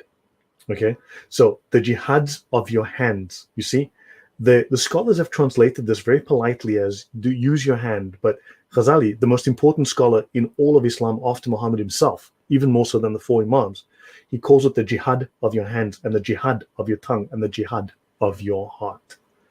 Adam. Yes, so I have done multiple live streams on that because our current US president actually proclaimed this hadith. And he said, if you see an evil, stop it by your, let me see if I can find that right now. Okay. Uh, you are already showing it. Okay. This is, so I've done a multiple live streams on that. So if you see an evil, stop it by your hand. If you can't stop it by your hand, stop it by your tongue. And if you can't stop it by your tongue, at least know it by your heart that it is evil. And this is the lowest level of faith. The what's the name of the current US president, brother? I forgot. Biden. Biden. Joe Biden. Yes. So Biden, before he was elected president, he actually proclaimed that without knowing what is the implication of this. This Yeah. is the most significant hadith for jihad. So first of all, by your hand means jihad, physical jihad. By your words mean jihad bil lisan, which is by your tongue. By your heart means is jihad bin nafs, that is jihad of the inner self. So our US president Joe Biden actually proclaimed that without knowing that the word evil is not in the Arabic text. It says whoever is munkar, whoever does not accept Muhammad and Allah, the munkar deen. The Arabic actually does not says evil. The Arabic says whoever is munkar. So now I've done a live stream a couple of times on this subject. You can go and watch it. But that's the basic jihad hadith. That's what my brother Mhm. Lloyd is actually telling. Please, brother. Yeah. So, yeah, you know the thing, okay? So let's talk about the thing. You know the thing. So there are 5 stages of enjoining good and forbidding evil. So this is how righteousness is expressed through action in Islam. This is how you are righteous and good and please Allah. The first stage gives simple advice. The second stage is to give sermon with sweet words. The third stage is to abuse and mete out harsh treatment. The fourth stage is to apply force and prevent one from doing a sinful act, such as throw wine from its pot, snatch away dresses of silk and stolen articles. And the fifth stage is to assault, beat, and threaten one from doing a sinful act. Assault, beat, and threaten. Religion of warm, very warm yellow peace. Right, now, let's have a quick look at apostasy. Let's look at some rulings. Apostasy from Islam is called ridda. And it states here in the index, whoever voluntarily leaves Islam is killed. There is no indemnity or expiation. There's no punishment for killing him. And then, of course, they have the objectives of jihad regarding Jews, Christians, and Zoroastrians. Let's continue. The ruling on apostasy. Leaving Islam is the ugliest form of unbelief, kufr, and it is the worst. When a person who has reached puberty and is sane voluntarily apostatizes from Islam, he deserves to be killed. Section O, 8.1. When a person who has reached puberty, blah, blah, blah. So ask him to repent. If he does, it is accepted. If he refuses, he is immediately killed. This is unambiguous. There is no So indemnity. unambiguous, Yep. so unambiguous that there are so many ahadiths which says Mhm. whoever changes the religion, kill him, kill Mhm. him. And it's not just one, it is so many that that even what you are saying, because what you are saying is uh, Sharia. according to the Sharia, because Sharia later on added that you have to first proclaim them Islam for a few days and etc etc. But like if you look at the hadiths, whoever changes the religion, kill him. Whoever changes the religion, kill him. Even Ali, if I scroll down, it should be here. Hold on, it should be here. These are all hadiths saying whoever changes the religion, kill him. They are all sahih. But I want to go down to, yes, this one. So Ali burned some apostates, and Ibn Abbas told him, "Hey Ali, why did you burn them? Because you the punishment of burning is for Allah. You should have killed them according to the statements of Allah. Apostle, whoever changes the religion, kill him." And now this is not enough, because you have to search for man baddal dinu faqtulu, because the thing is that sometimes they translate it as whoever abrogates his religion. So you will actually find more in this if you search the Arabic, because then they sometimes say whoever abrogates or whoever changes. Instead of changes, they will say whoever leaves his religion. So Mhm. you will find even more, and they're all sahih. But later on, these fiqh scholars, the all four school of thoughts, actually added, hey, we cannot just kill them first. We have to first proclaim Islam and give them maybe 3 days or 3 weeks or three That's, months or X amount of days, which is according to these people, not yeah. according to Well, hadiths. that's Please, brother. entirely optional. That's entirely optional to give them time. That's So fiqh. there is, Like I said, yeah. that's fiqh. You see, there is no risk to you. There's no indemnity. You don't have to make an apology for it. There is no monetary compensation because it is killing someone who deserves to die. Right? So this is the official ruling. If you can find me a different one, I'd love to see it. If anyone disagrees, any Muslims in the comments, please show me the correct ruling. All the links to all of these books in the comments. Okay, just check the description box. Sorry, it's there. You can download all of this. Now, what is the ruling on Christianity? Let's have a look. Section W 4.0, the finality of Muhammad's message.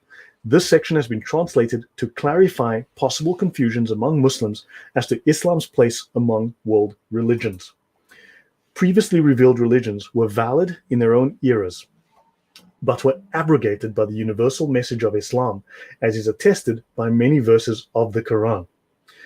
There are erroneous theories, so English-speaking Muslims are occasionally exposed to erroneous theories, wrong theories advanced by some teachers, affirming these religions' validity.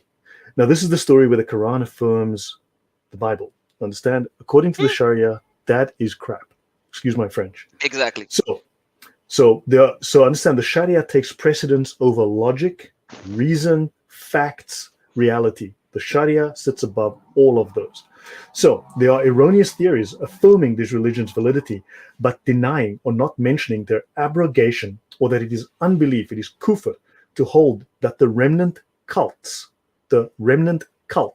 now bearing the names of formerly valid religions such as Christianity or Judaism, are acceptable to Allah. This is a matter over which there is no disagreement among Islamic scholars. Please read again, brother. So, It is kufr, it is unbelief for a Muslim to It hold that is the remnant cults, kufr. It is kufr. It is kufr for Muslimin to think what? that the remnant cults known as formally valid religions as Christianity or Islam are acceptable to Allah. Awesome. So now, guys, please understand this fact. Where are they taking this? They are taking this from Sharia. Please understand what I'm going to say now. Please understand what I'm going to say now. They are taking this from Sharia, and I have done a $1,000 challenge to all the Muslimin to show me one unambiguous verse in Quran where it says the Torah or Injil has been corrupted. They were not able to. $1,000 challenge that I did, and Mhm. I did that for like four weeks. Now, where do they take this from? Sharia. Now, if you proclaim Sharia and they say Sharia is no, Sharia can be changed, and like I told you, Sharia cannot be changed. Fiqh inside the Sharia can be changed. The Sharia cannot be. So if they are accepting this, do you think they do not accept the rest of the part? They do accept it, but they lie. They do Of course. accept it, but they lie. And that is why the book taught in Al Azhar University, the book taught in Al Azhar University in the third year of their course of the fourth year, it calls Bible as something that you can use for istanja. Brother, do you know what istanja is? To wipe your ass. Thank you. Or your front part when you do the pee. So Yeah. so this is what they teach in the most sacred university of Islam, where they Mhm. teach the Sharia as well. So this is why they call Christians and Jews as what? Please read the word again that you highlighted. These are remnant cults. Cults. And then you are telling me they are brothers and sisters, and they want us to be in peace with them. That's a lie. That's a facade. That's a Yeah, screensaver of Microsoft Word. Once you move the mouse, you will see the reality. right. So, so now it says here that if an English-speaking Muslim has a question, he needs to be shown a translation of scholarly Quranic exegesis, tafsir, to explain the accord between the various Quranic verses and their agreement with the Sunnah. So the scholars say here, okay, that if a Muslim, an English-speaking Muslim, isn't sure, someone has to show him a translation of the tafsir, which will explain to him. So suddenly the tafsir now become authoritative, but anytime you quote them, suddenly these things are all daif. Okay. Notice it says finally, Islam is the final religion that Allah will never lessen or abrogate. So all other religions have been abrogated. And in fact, we are what's called Din al-Batil. The Din al-Batil means, so Batil is one of the names of Satan. So we are following the religions of Satan. Al-Batil is also, it is, so you have the Din ul-Haq, which is the religion of truth. But in fact, Haq has a greater meaning than just truth. It is the religion of ultimate reality. It is the ultimate reality, the ultimate fabric of reality, the ultimate foundation of reality. That's Islam. And of course, we are the Din al Batil. We're the false, the void, the irrelevant, the worthless Let me religions. let me add to this. Yeah. So by the way, thank you Babylon for your super chat, brother. God bless you. Thank you. That was like awesome. That was a really good Yo, one. nice. And please support our brother Lloyd on his channel by subscribing to his channel. He's doing a great, marvelous job. He's going into the meat of the subject, which even I do not go. I tell the stuff in a layman terminology. He has studied these things inside out. He's giving you a PhD level or master's level lectures where I am telling you just a bachelor level stuff. But now let's going into the meat. Dinul Haq. Who is Haq? Haq is the ultimate truth. So Jesus said, I am the truth, right? Quran also claims Jesus is the truth, but that's Jesus is al-Haq. That's what Quran claims. I've done live streams on that. Anyhow, now, the ultimate truth is Haq. Quran claims that the Islam is Haq. What is Batil? Batil is something that has nothing to do with Haq. That has nothing to do with truth. The Mhm. exact opposite of ultimate truth. What is the exact opposite of ultimate truth, guys? Do you know what is the opposite of Jesus? As you are a Christian, so I'm going to give you your Satan. layman term. What is the opposite of ultimate truth? The opposite of Evil. ultimate truth is evil. Who's Satan. evil? Evil. Satan. Satan. So everything else is Satan. Only Islam is the truth. That's what my Hmm. brother Lloyd is saying over here. Please, brother. Yeah. And that's why we are evil to them. We are evil. Hmm. We are practicing evil, and therefore they need to command the right and forbid the wrong. We are the wrong that they must forbid. And we are not saying that, their own books are saying that. We are showing you on the screen. Please, brother. Right. So now, Islam, always casting the first stone. So, chapter 012.0, the penalty for fornication and sodomy. So, let's have a look. The legal penalty is obligatorily imposed upon anyone who fornicates or commits sodomy. Right? Do you have a license for sex? Right? No matter whether the person is Muslim, non Muslim subject of the Islamic State, or someone who has left Islam. So, death penalty. Right? So, let's have a look. If the offender is blah, blah, blah. So, he or she is stoned to death.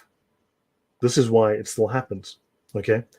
They are stoned to death. The penalty consists, and if the offender is someone blah, blah, blah, the secondary penalty is being scourged 100 stripes with a whip, which may actually kill you and does kill people.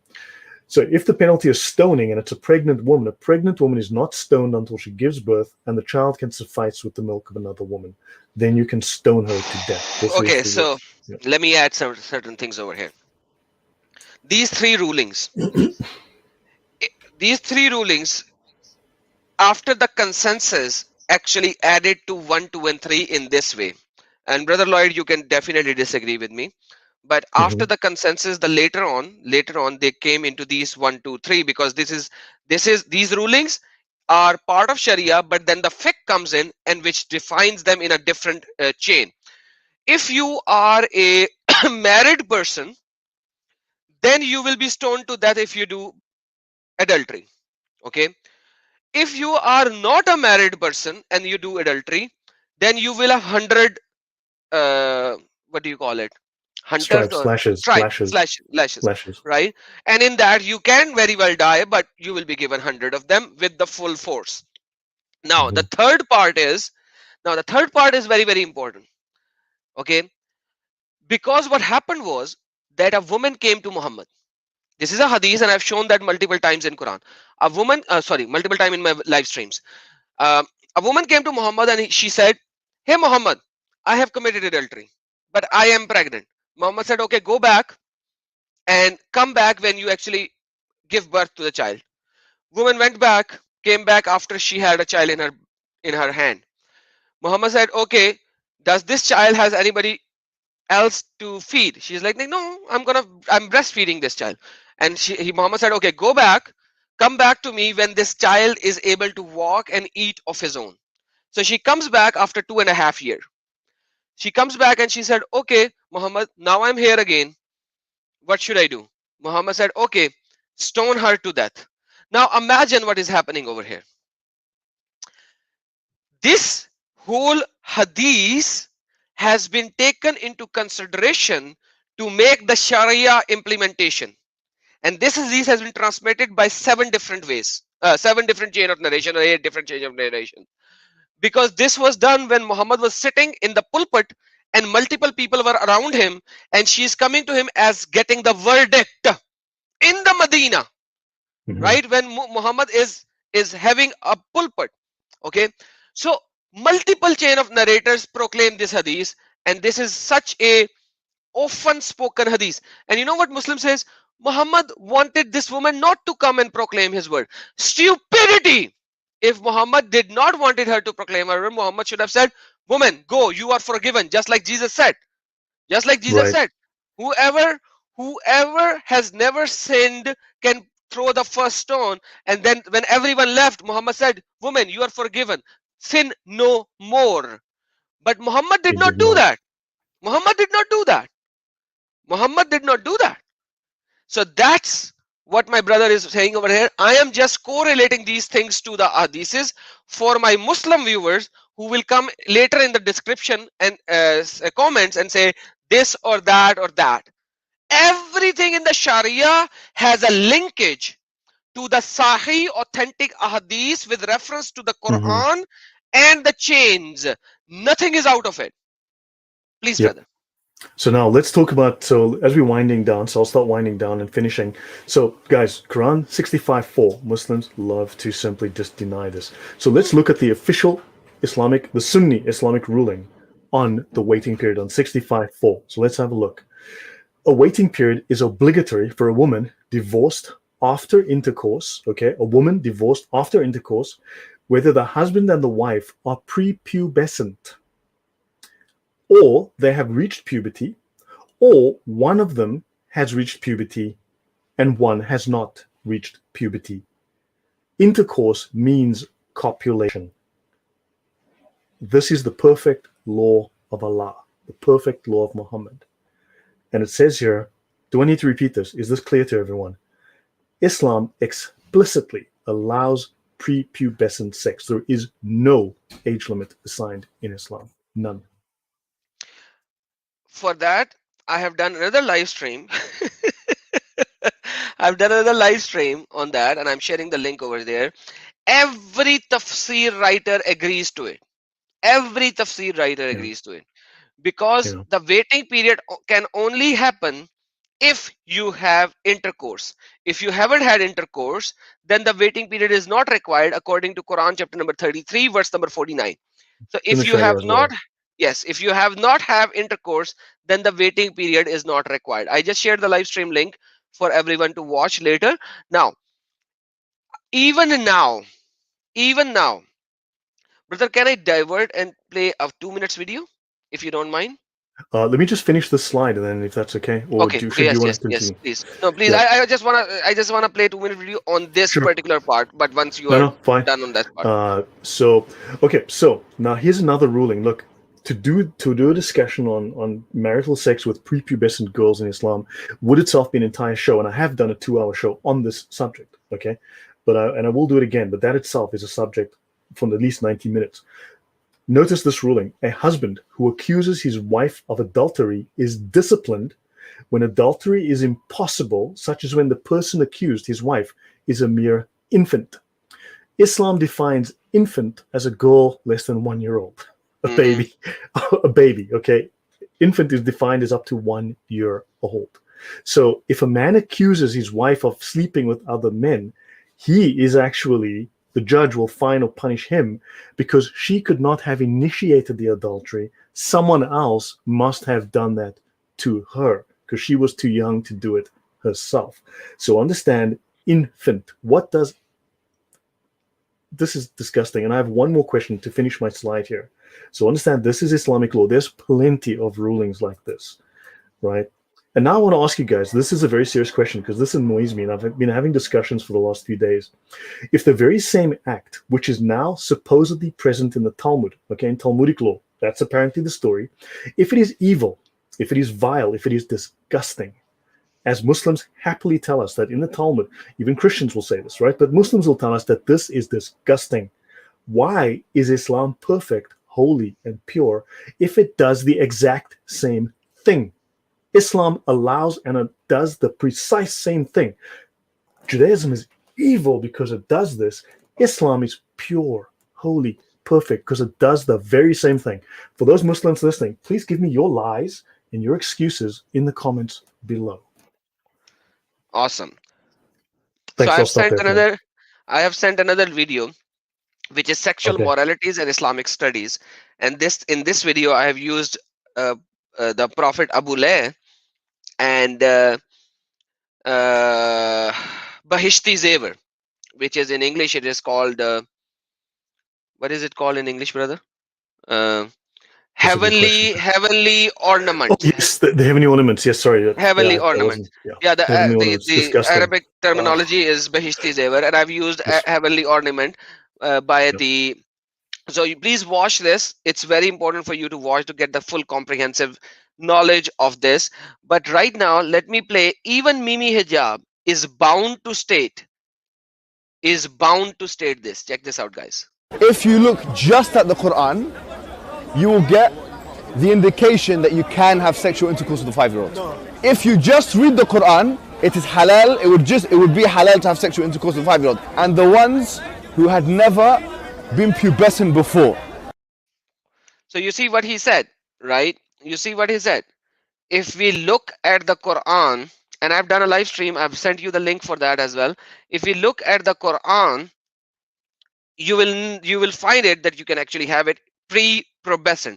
How much pre-pubescent? Now this interview that I'm going to show you right now, it's in Arabic, in the Arabic in Egypt, on a live TV telecast, in a live telecast. Check this out. يعني كلام صحيح البخاري. نعم. كلام الفتح، كلام الحافظ في الفتح، كل ده بيقول انه الاتفاق على انه الكلام هنا على الصغيرة التي لم تبلغ الحيض بعد، يجوز تزويجها وإن لم يحدث وفاق تطليقها، والشرع قال هذا فعدتها كذا. مين اللي قال الكلام ده زي ما بقول لحضرتك كده؟ ولا لم يحدث؟ الصغيرة، يعني الصغيرة اللي هي لم تبلغ الحيض يجوز. نعم. يجوز الكلام تزويجها. طبعا الكلام ليس كلامي، انما الكلام على ايه؟ يعني تبقى مثلا كم سنة؟ يعني 10 سنين، 9 سنين، 8 سنين. لم يتحدث سن. الحقيقة لم يتحدث سن للزواج. لا، الشريعة الإسلامية كلها، هات لي حد يقول لي اتحدث سن بيوم، بسنة، ب10، ب15، ب20. انت على كده بقى، انت ممكن وهي لسه طفلة بقى شهر او شهرين بقى، ان شاء الله حتى يوم. Even 1 day old. Even 1 day old. And this is how the Bahishti Zevar, the heavenly ornament, which is actually written for the woman, right, describes through these Sharia, which is taken from the Quran and the Ahadith, and it expands into that. So I don't think I have to say anything more, brother.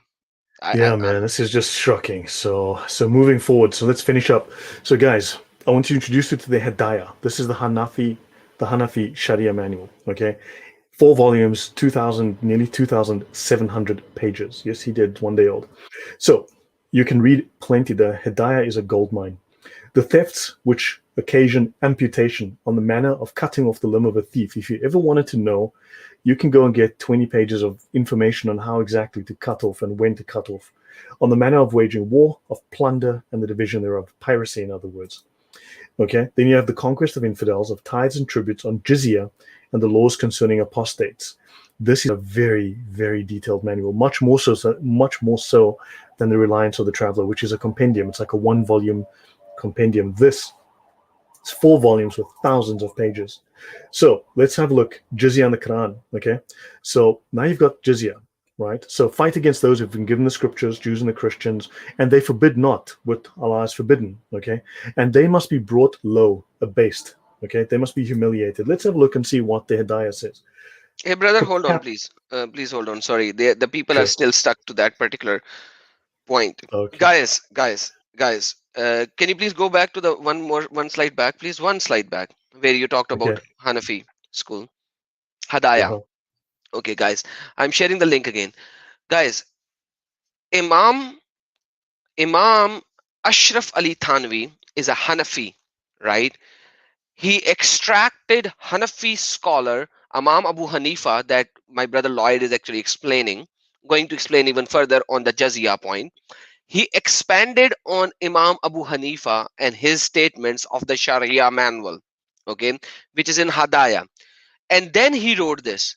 So in his book, which I described in this link, and I've showed the book and I've showed the links to everyone, he says 1 day old, and if you penetrate and rips apart the front passage and the back passage, you should not have any more sex with that baby. Please go and watch the live stream after this one. Imam Abu Hanifa is one of the major scholar of Islam. He's not some XYZ guy. Okay, so because the child is too little, if you rips apart the passage of the front and the back, because they are too close and they are just separated by a small skin, I don't want to say anything more, brother. But like, because you guys were dwelling into that, so that's why I just expanded to that. And let's look at that ruling. This is like, I'm not going to go, I don't want to belabor this point, but I want to bring up this ruling. when a man has had sexual intercourse with a girl under the age of 9 years and has ruptured the parts, it is unlawful for him to have further connection with her, but she is not released from her ties if connected with him by marriage or slavery. If no rupture has taken place, the prohibition is not incurred, and he can go and diddle her at will. This book, this is the Digest of Mohammedan Law. It is still in use in Asia, in East Asia. So it is used in Pakistan, for instance, Bangladesh. Yes. It is still in use in the court system today. Yes. Yes. And which Okay. one is this? And so is the By Hadith. written by who? Neil Bailey, the Digest of Mohammedan Law, Neil Bailey. Yeah, but like Neil Bailey would be a translator, the Okay, originator. yeah. Where does he takes it from? Do you know that? Not certain, Okay. but I Okay, haven't. but like But this it's is still in in use. It's still in Hanfi. use Yeah. today.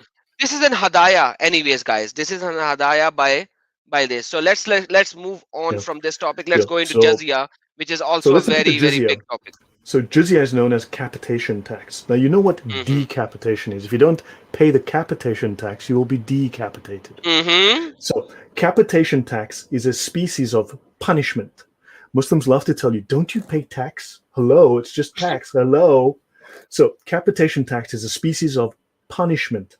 It is inflicted. You inflict punishment upon infidels on account of their disloyalty to Allah. Whence it is called jizyat, which is derived from jizya, meaning retribution, vengeance. Jizya is vengeance upon the dhimmi. The dhimmis. Right. And of course, when they speak of this, okay, a base, this phrase, a base, in the previous hadith, in 929, sorry, in Tafsir Ibn Abbas, right? A base means to belittle or to degrade, to humiliate, to demean, to disgrace them. In other words, Muslims must humiliate you. There is no sense of honor, because if they treat you with honor and respect, then they are violating the Sharia. They're violating Allah. Exactly. You must not be treated with respect. Let me add to this point. I'm sharing my screen. This is Sure. Tafsir Ibn Kathir of Quran chapter number 9, verse number 29, and verse number 29 ends with Wahum Zaghirun, so that they should be humiliated, and it says disgraced, humiliated, belittled. Therefore, Muslims are not allowed to honor the people of Dhammis, they are Dhammis, or elevate them above Muslims, for they are miserable, disgraced, humiliated. Imam Muslim recorded from Abu Huraira that the Prophet said, etc., etc., etc. But I'm not going to go into the detail.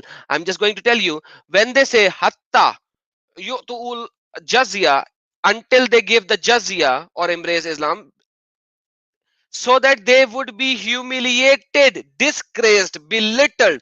So whatever my brother Lloyd is saying, it is Quranic. Even though that he's reading Sharia, it is Quranic.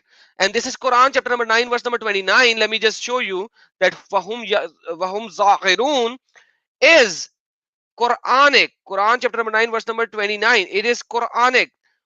Wahum Zaghirun. They translated as subdued, but here it says humbled. But the real essence of this word is so that they would be humiliated, disgraced, and all that. This is Quranic. It's not a text. It's humiliation, because you guys are dhammis and we are dhammis. FYI. Brother, please carry on. Right. So guys, I'm going to try and start winding down now. So we're on the last few slides. Some slides have multiple pages. But yeah. So this, obviously, watch this again at your own time. Read through the slides on the screen. And so notice this is modern teaching. So this is a very, very modern, very new tafsir that is being shown here. Not tafsir. This is a sirah. Because what people forget is that there's not just the Quran and the Hadith. Okay, there's also the sirah, the biographies, technically the Gospels of Muhammad, the equivalent of the Gospels of Muhammad. Muslims don't want you to read those. They don't even want you to know about those, because those things are embarrassing for them. Good grief. So moving on. The teachings of Moses is as far from our conception of justice and fair play. So in other words, they claim to be the inheritors of Moses, that they are the true Jews, they are the true Christians, that they are the ones who inherited the law of Moses. But they say here that the law of Moses is far from the Quranic conception of justice and fair play. Now, that's a contradiction. The teaching of Jesus is impractical and has always been impractical. Never in the history have Christians tried to put this teaching into practice.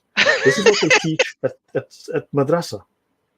Only the teaching of Islam is practical, one which has been both preached and practiced by its exponents, and the practice of which can create and maintain peace in the world. The religion of yellow peace, warm peace, peace that comes out of the back of a camel.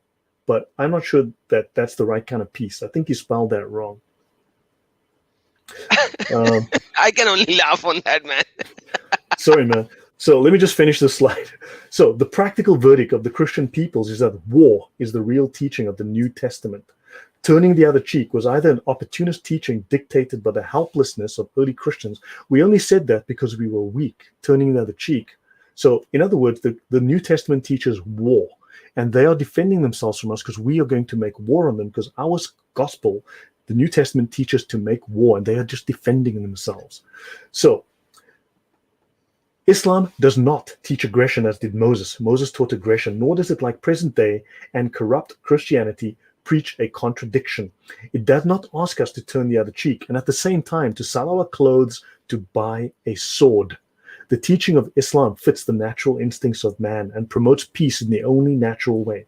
Islam forbids aggression, but it urges us to fight if failure to fight jeopardizes peace, and if peace would promote war.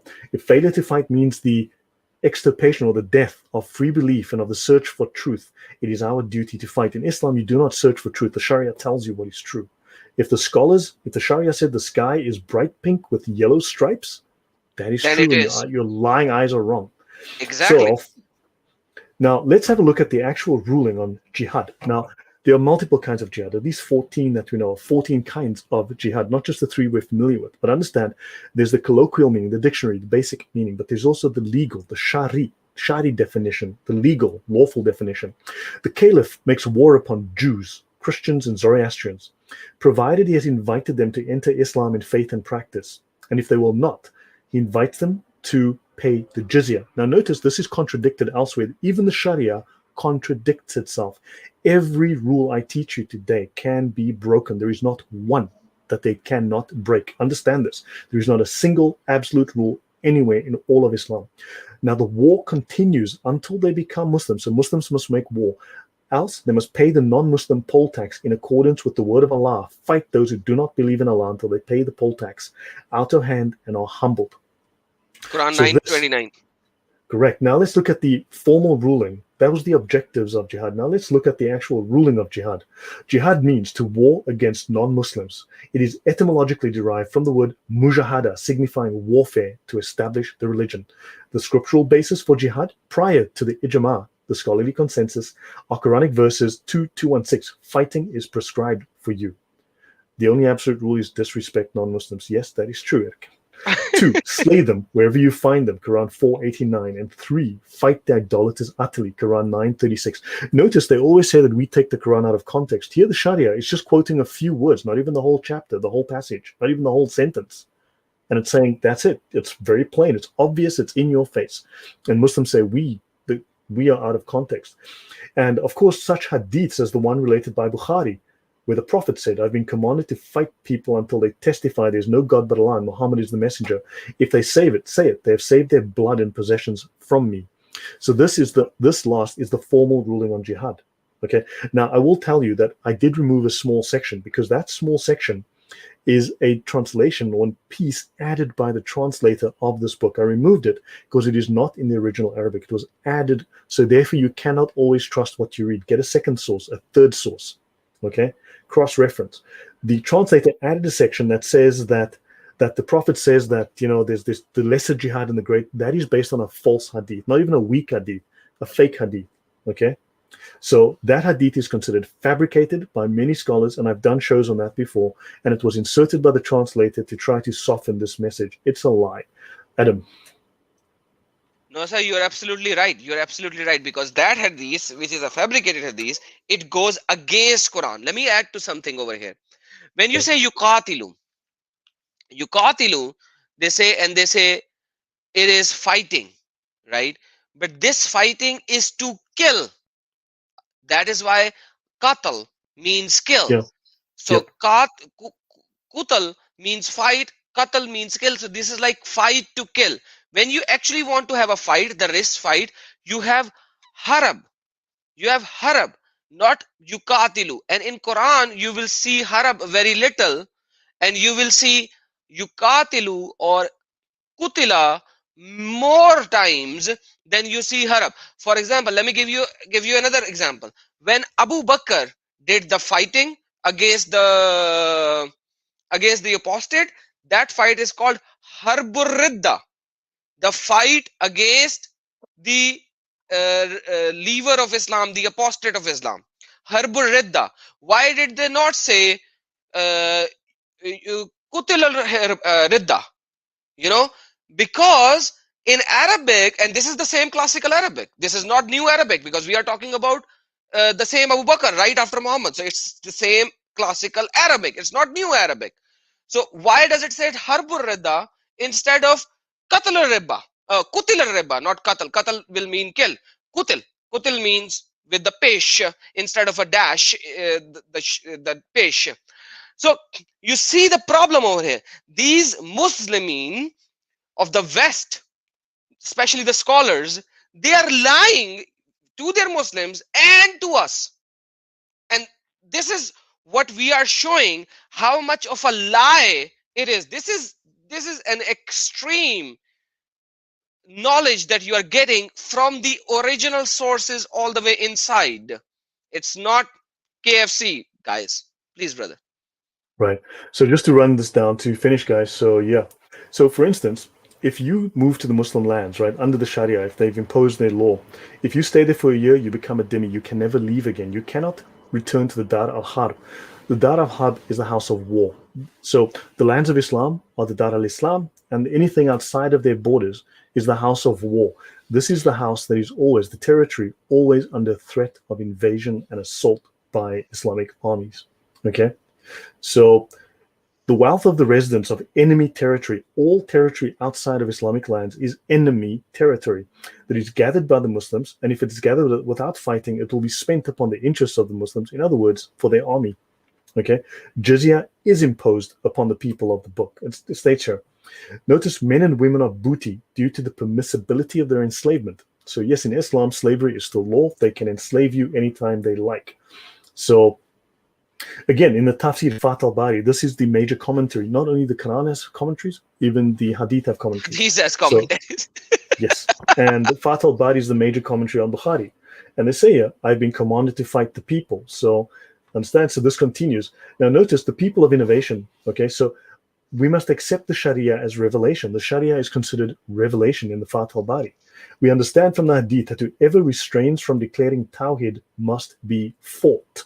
So how can we leave fighting those who pay the jizya? How can they not fight those, okay, and make pacts? So the intent of jizya is so that they will be forced towards Islam until they enter Islam or accept what will lead them to Islam.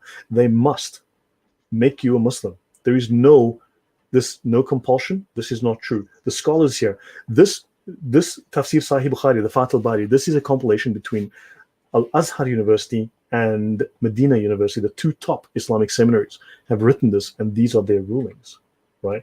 So let me continue here. So understand, no compulsion. So subject to the original penalty, which is destruction. In other words, idolaters, which is us, must be killed. We are subject to the original penalty, which is death. So it is lawful to make slaves of the idolaters. And by reducing them to slavery, they are deprived of power over themselves. They are deprived of power over their own selves by imposition of capitation tax. It's not just tax. It is, understand what this is. And they must pay the Muslims the produce of their labor. So it's extortion, it's theft. If the Muslim army subdues infidel territory before any capitation tax is established, the inhabitants, together with their wives and children, are all plunder. You are all plunder. You are property of the state. And it is lawful to reduce to slavery all infidels. There you go. Now, notice the infidelity is also an atrocious thing because, okay, apostates, but notice we must all embrace the faith or be put to death. Shafi holds that it is lawful to make slaves of the idolaters, right? Jizyat. there are two kinds of capitation tax. Hold on The from second, this, yeah. Let's finish slavery first. mm, Guys, I have done approximately 3.5 hour long part one and part two on slavery. I'm just sending it out to you guys now, as in the live chat. So, Islam does not abolish slavery. That's a no, big fat lie. lie. That's a Yeah. big fat lie. It gives you ways and means to keep slavery. So, There are understand what I'm about saying? 30%, about 30% of the Sharia is devoted to the laws of slavery. Exactly. So, it gives you the rulings of how you should have the slave and how you can actually have sex with the slave woman. Hmm. And it is Quranic, not even hadiths. It is Quranic. The hadiths that I've shared over there, it is how many slaves Muhammad had in his life. In his life. So this is how it is. Rob Christian, brother, God bless you. Yes, that's the Muslim comment saying it does not say that. So, brother Rob, whenever you are, if you are free, please do join in. So, All right. Islam does not abolishes slavery, it removes. No. It gives you the ways and the means to keep slaves. To Yes, keep it tells slaves you and how to keep exactly. slaves. And Muhammad had so many slaves. Muhammad loved slaves. And that's what Yeah, I've showed in the 3 hours live stream that I've shared part one and part two. yeah. Please subscribe. In the Sharia, slavery is actually just a form of commerce. It falls under sales. So understand that when the Prophet spoke, okay, basically capitation tax or the jizya is due only in lieu of destruction. In other words, pay this or die. Destruction, they mean death. Capitation tax serves as an aid to the troops, to the army, right? So capitation tax is in due of assistance. So in other words, because you are not joining the Islamic army to then go and invade other countries and fight other people to make them Muslims, you need to pay as punishment. You then pay them as punishment. Thank you, Rob Christian. Good to meet you. Hi. Right. So capitation tax is imposed because this is mentioned in the Quran. Okay. It is imposed as a return from the mercy and forbearance shown by the Muslims for not killing you. By the way, guys, capitation tax, you have said it 3 times. What is capitation means? Do you know that? Can you explain capitation for the viewers Um, in the English terminology? it's the opposite of decapitation. You want to keep your head. So yes, so if you want to keep your head, you have only two things: either pay jizya, which they proclaim it's a protection tax. Okay, protection tax against who? Against Muslims who have Yeah. occupied your land, and they will capitate you if you don't pay tax. If Yeah. you don't pay tax, that protection tax, which is called jizya, it's not a protection tax. It is Yeah. so that you would be humiliated. It's a Yeah, form of head poll tax. tax. A poll tax is a head tax. So it's from poll tax, and a poll tax is a tax on your head. So, yeah. So, in other words, every subject of the Muslim government is by the law enjoined to afford towards carrying on the enjoined war with infidels. So they must make war on infidels. Okay, tax or acts, as Gospel Edge says, yes. Capitation tax is imposed, and Shafi argues that destruction is incurred by all infidels. Everyone must be killed unless they pay. So they have a global war. So let's have a quick look. Lying to non-Muslims, cheating them, and backbiting them might become permissible, as may killing them, according to Muqtasal al-Quduri. This is one of the most basic of the Sharia manuals. And when you become an imam and go to seminary to study Islamic law, you probably start in some curriculum. You start with this book because it's the simplest, most basic, and you work your way up to the Hidayah. The Muslim is not to lose sight of Islamic injunctions. One may not be nice to people at the expense of compromising Islamic principles. Remember that, okay? Don't be nice to people if it means that you're going to have to violate Islamic principles. And even if Moses were alive on the earth today, Moses would have no option but to follow Muhammad, right? Uh-huh. Slay the polytheists. Sorry, yeah. Slay the polytheists, line ambush for them everywhere. This is in Shafi's Risala, okay? The Risala is effectively obsolete. There were two versions of the Risala. He wrote one early, he wrote one late. All this knowledge has been absorbed and put into the reliance of the traveler. Fight those who do not practice the religion of truth, of those who have been given the book until they pay the jizya. The apostle said, I shall continue to fight unbelievers. Umar collected the jizya on the basis of the Quranic communication until they pay the jizya and have been humbled on the basis of the Quran, which states that unbelievers must be fought until they accept Islam. Understand all of these books. Let's look at the Kitab al-Siyar al-Sagir. Al-Siyar al-Sagir. This is basically international law, Islamic international policy. If an ambush is made against them without inviting to them Islam, it makes no difference. In other words, they must invite you to Islam. But if you don't and you kill them anyway, it's okay. It doesn't matter. This Okay, it hold says on. in the Hidayah as well. Brother, don't Yeah. rush. Don't rush. We can have another 30 minutes. Don't rush. If you are not in a hurry, we are not in a hurry. This is very important. Okay. This is very important. Muhammad, guys, Muhammad, even the Ghazwa Uhud, which is the first battle, Ghazwa Badr, sorry, Ghazwa Badr, the first battle of Muhammad, which they claim that it is a defensive war. Do you guys know that Muhammad did 4 battles before Ghazwa Badr Mhm. on the caravans of the people? He did 4 initial battles. Ghazwa Badr, the first battle that they say that it was defensive, dude, that was in retaliation of Muhammad's battles on the caravans. It Mhm. was not something that the Makkan just came upon Muhammad. 4 battles were done before this. You see, when Muslims come and proclaim to you, hey brother, we know this and we know that, this is stupidity. Literally, most of the Muslims do not even know that Muhammad, none of the single conquest was actually defensive. They were because of the oppression. So the first battle was expedition of Hamza. Okay, expedition of Hamza. The second was Ubaidah. The third was Al Kharar, and then of Wadan, and then of Bawat, and then came the Badr.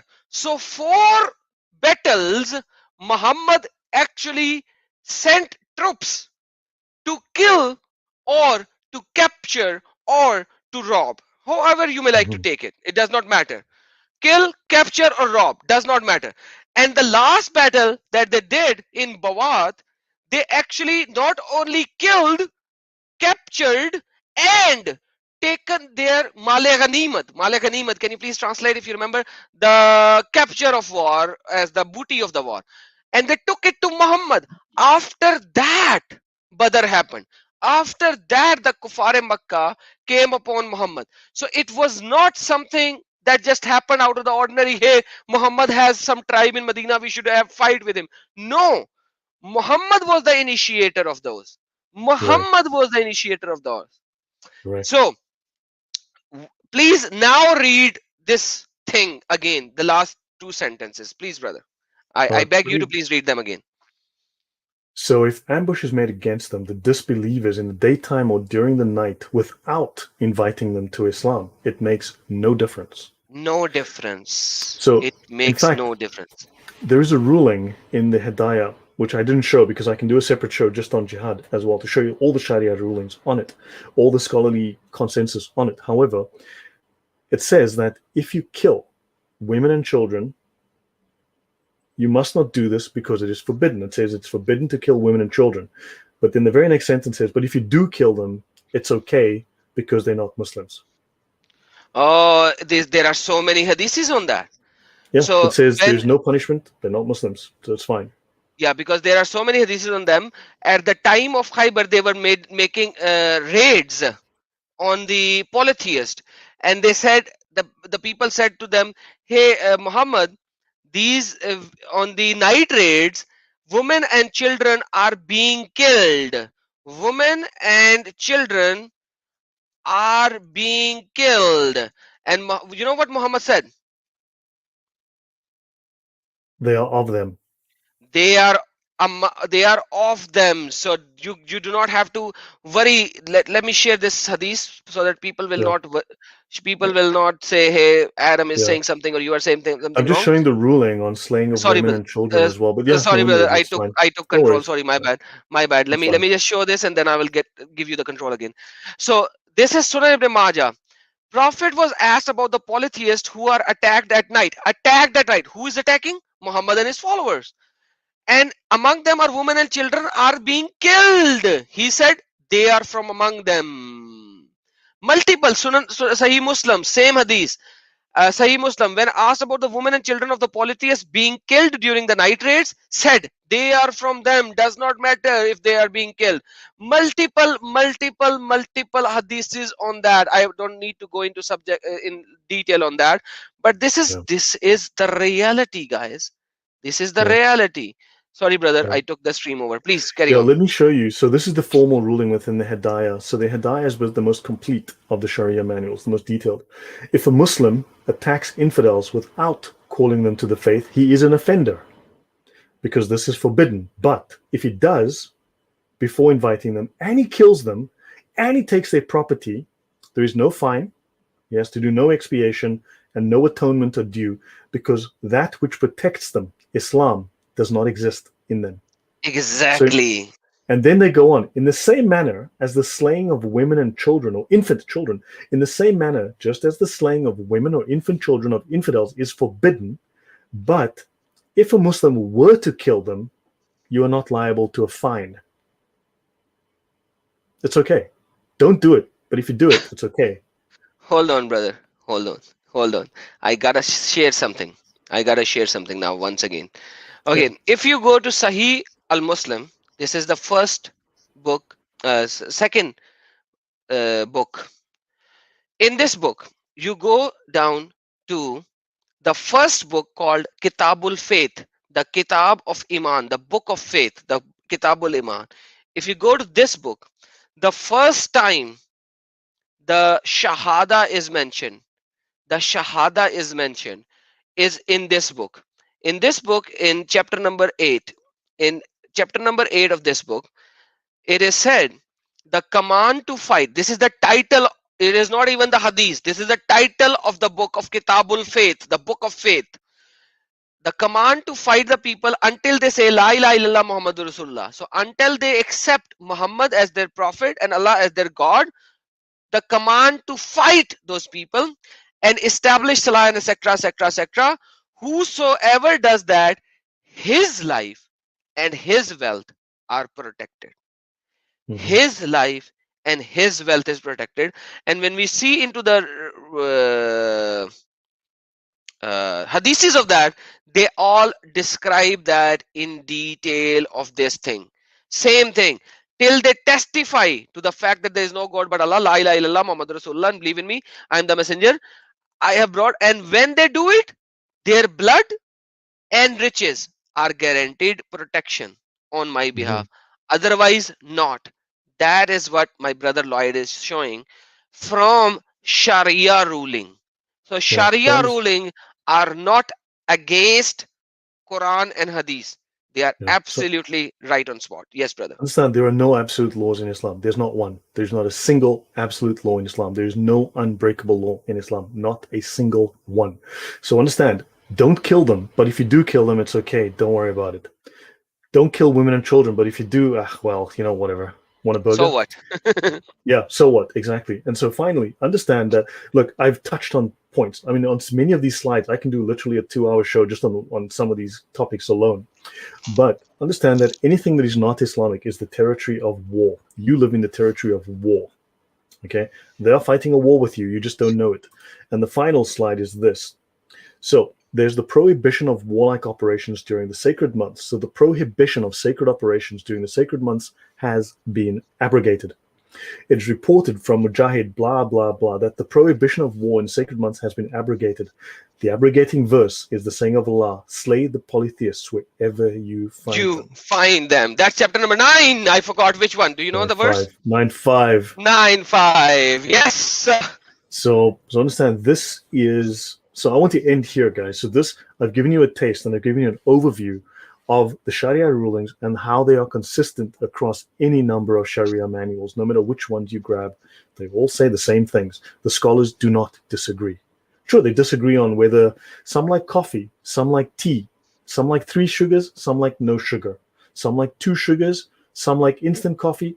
Sure, they'll fight about that whole day. These issues, there's no disagreement.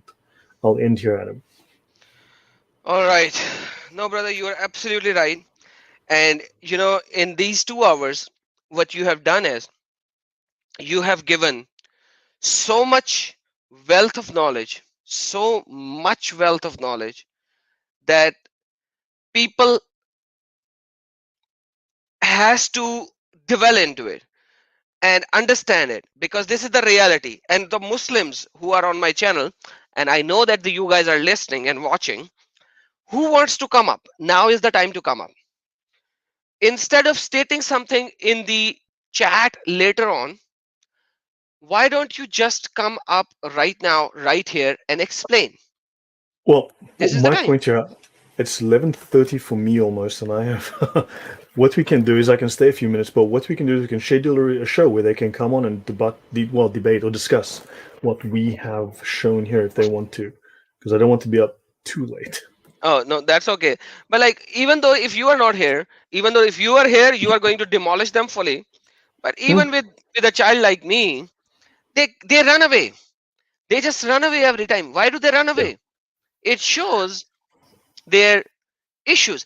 By the way, brothers, guys, and sisters, whoever are watching, this brother Lloyd, I have watched his channel. Quite frankly, I have not seen anybody going into this depth of Sharia to this extent. And he has the terminologies that these use. I don't even remember these terminologies. This guy does.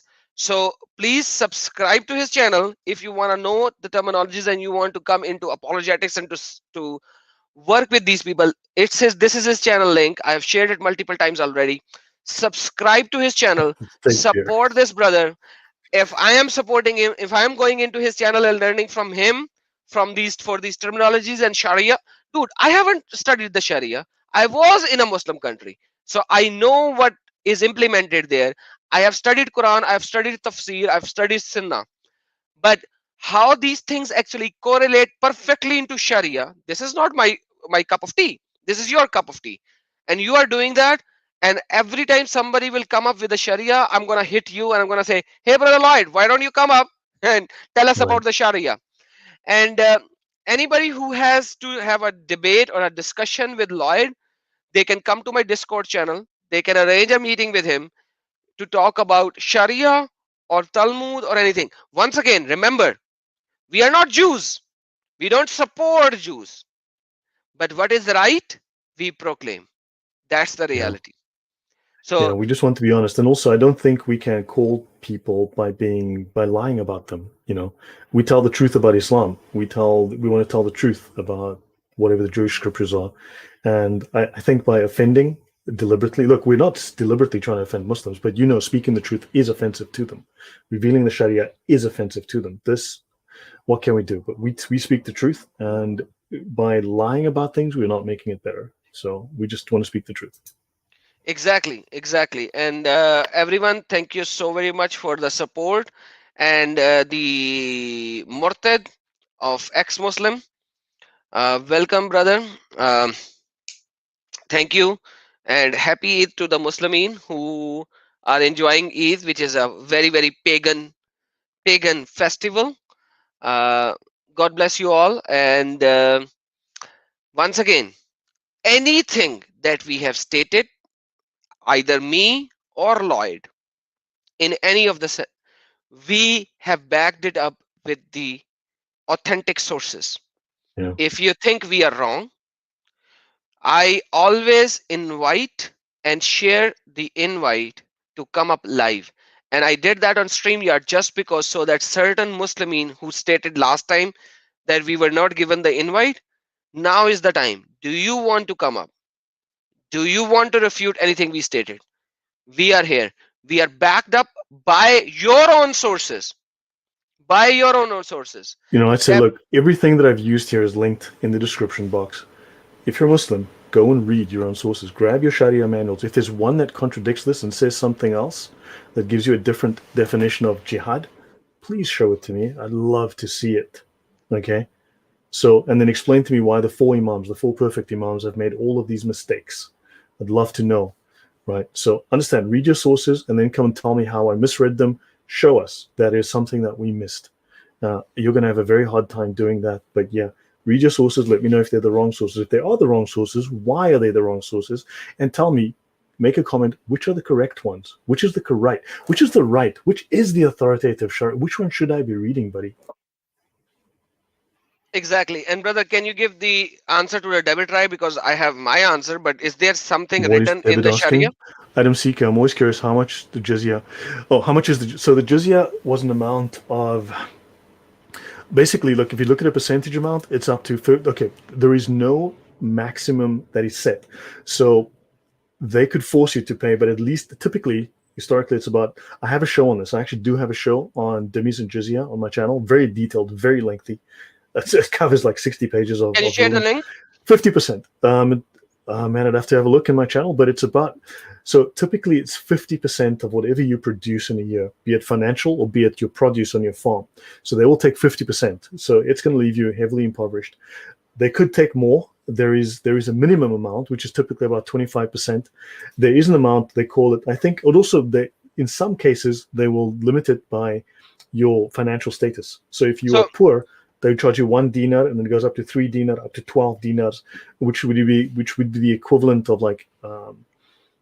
They even have a dollar amount, in fact, but basically up to 50% of your income, possibly more.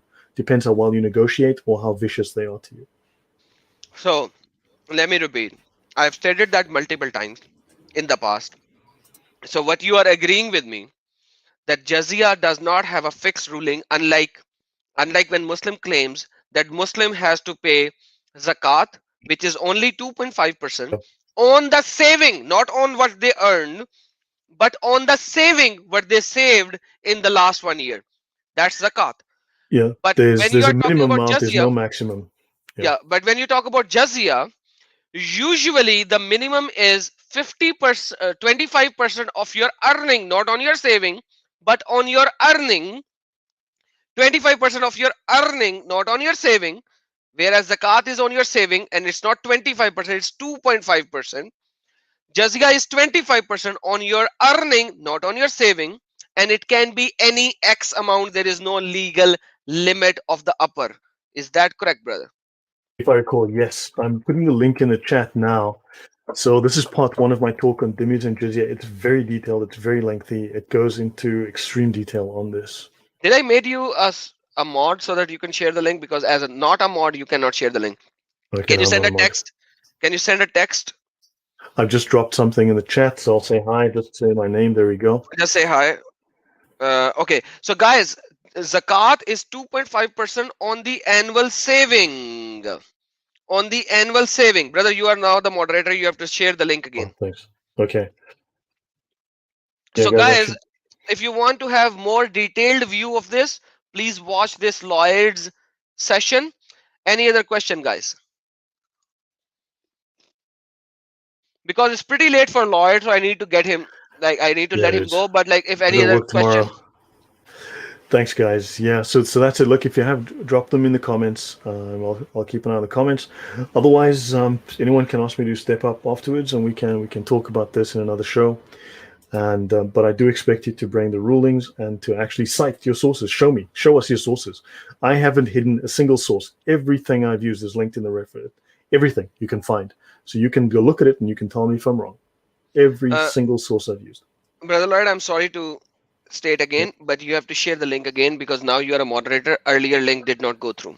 yeah, and I did a second time. I did. Somehow it's not Drop. going through. Can you share me in the private chat of the StreamYard and I will share it myself? Because Okay. somehow maybe the Google mod is removing it. Oops. Now Lloyd has removed himself. Okay, that happened. That must have happened by mistake. Yep, that must have happened by mistake. Yeah, that was I clicked the wrong button. My apologies. So this is a link on Demis and Jizya. There you go. Okay, private chat. Let me share it to everyone.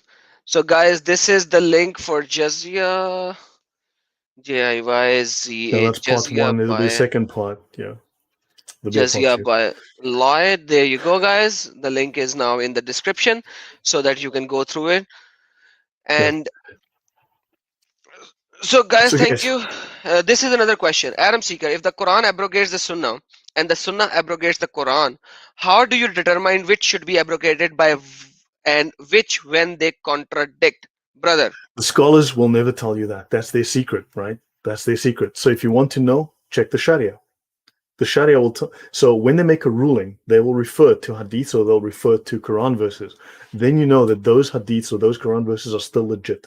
If it doesn't appear within the Sharia somewhere in any given ruling on a given topic, then you can consider that as abrogated. Perfect. Otherwise, Quran is contradicting itself. Exactly. Yeah. Any other question, guys? I mean, Uh, look, honestly, they don't listen to. Look, I've said this many times, but they don't listen to the Quran. If the Qurans all disappeared like this tonight, not a single Quran left on earth, the scholars wouldn't even notice because they don't. The scholars don't read the Hadith; they read the tafsir of the Hadith. The scholars don't read the Quran. That's for the lay Muslims, right? They read the Sharia. They read the scholarly commentaries by the other scholars. Scholars read scholars. They don't read the book itself directly. That's only for dealing with lay Muslims. and a lay Muslim, when he says to you, I am a Muslim and I follow Quran, he's lying to his bones or he is Yeah. ignorant. I Either of showed the you two. those hadith. I showed you those hadith. Muhammad said one day, lazy Muslims will say, oh, yeah, we follow what's in the Quran, and they will ignore what's in the Sunnah. That's why you call the Sunni Muslim. You follow the Sunnah. You're not a Quran Muslim, you're a Sunni. Sunnah Muslim. That is why you are Sunni. Yeah, and the And Sharia contradicts itself too, people. Just seriously, it does that as well. So, okay, there's one more question before we end, I think. What the Quran? Okay, that's not a question. That's a sarcastic comment. Sorry, my bad. okay. Okay, guys, thank you so very much. If I don't think I have not missed any question from you guys, but once again, this is not the end of it. I will bring Lloyd on my channel more often. He's doing an excellent job with a flat face. Quite frankly, I don't know why he has a flat face, but he has to he has to show these stuff with more passion, you know. But like Yeah, the no, Quranic Muslims. So, someone has a question: are Quran only Muslims? Quran only Muslims are apostates. Well, they're not necessarily. They don't start necessarily as apostates, but they're certainly corrupt. They are fasik, and then when it gets worse, they eventually are banished and expelled as apostates. yeah, fasik. You have to define fasik because they don't know the fasik. It's I Arabic mean, term. just basically, I mean, just use it as corrupt. You Yeah, know, exactly. that's corrupt. They are corrupted. Their minds, their thinking, their knowledge is corrupted. They're following corruption. Exactly. They are fasikin. They are one of the fasikin. Allah said in Quran, La yuhibbul fasikin. Allah does not love the fasikins. That's Quranic as well. So Hmm. guys, thank you so very much for being here. I have to let Lloyd go. It's pretty Yeah, late for him. yeah, it's getting to But once midnight, man. again, So please subscribe to his channel. thanks, Subscribe to his guys. channel. Support him. He is doing an excellent, excellent job. And we have to support everyone. Like even though that he does not do like how I do. I am an Easterner, right? If I read, I express. That's how I do. I can laugh, I can cry, I can do all of these things. I am an Easterner. That's how I work. This guy, I think he must be in FBI. When he reads, he has no emotions. He's emotionless when he reads, but he is giving the best of the best knowledge that you will not even get, even if you are doing masters in Islamic studies. You have to go to Al Azhar University to get the knowledge which he is giving. So learn from him, guys. Romeo Learn from says, Adam, let him go to bed already. him. That is almost midnight here. I gotta go. I still gotta do some work, and then All right, brother. God bless you. I gotta start early tomorrow. But thank you, guys. This has been fantastic. Appreciate being on the channel, guys. Yeah, remember, make jihad on the like button. Beat it until it's blue. All right. Oh, yes. And I have like a And couple of dislikes as well. So Muslims did listen to our session. So that's good. They don't no, dislike anymore nowadays because they think that when they dislike while we are live streaming, I will know how many dislikes or how many Muslims watched because I yeah, caught a few Muslims just on that and I was like, come up live. So they yeah, don't dislike while we are streaming, they dislike after we stream. yeah, yeah, man. Yeah. So, but anyway, yeah, I haven't yet had one willing to talk to me. Not even debate, just to come and talk to me. Not one, not a single one. I'm still trying. I've made invitations, so let's see if someone actually does come and just talk to me. I'm going to read the rulings and we'll discuss. And no Amen. one wants Amen. to. And by the way, guys, he's not like me. Like me, I get passionated. I am angry.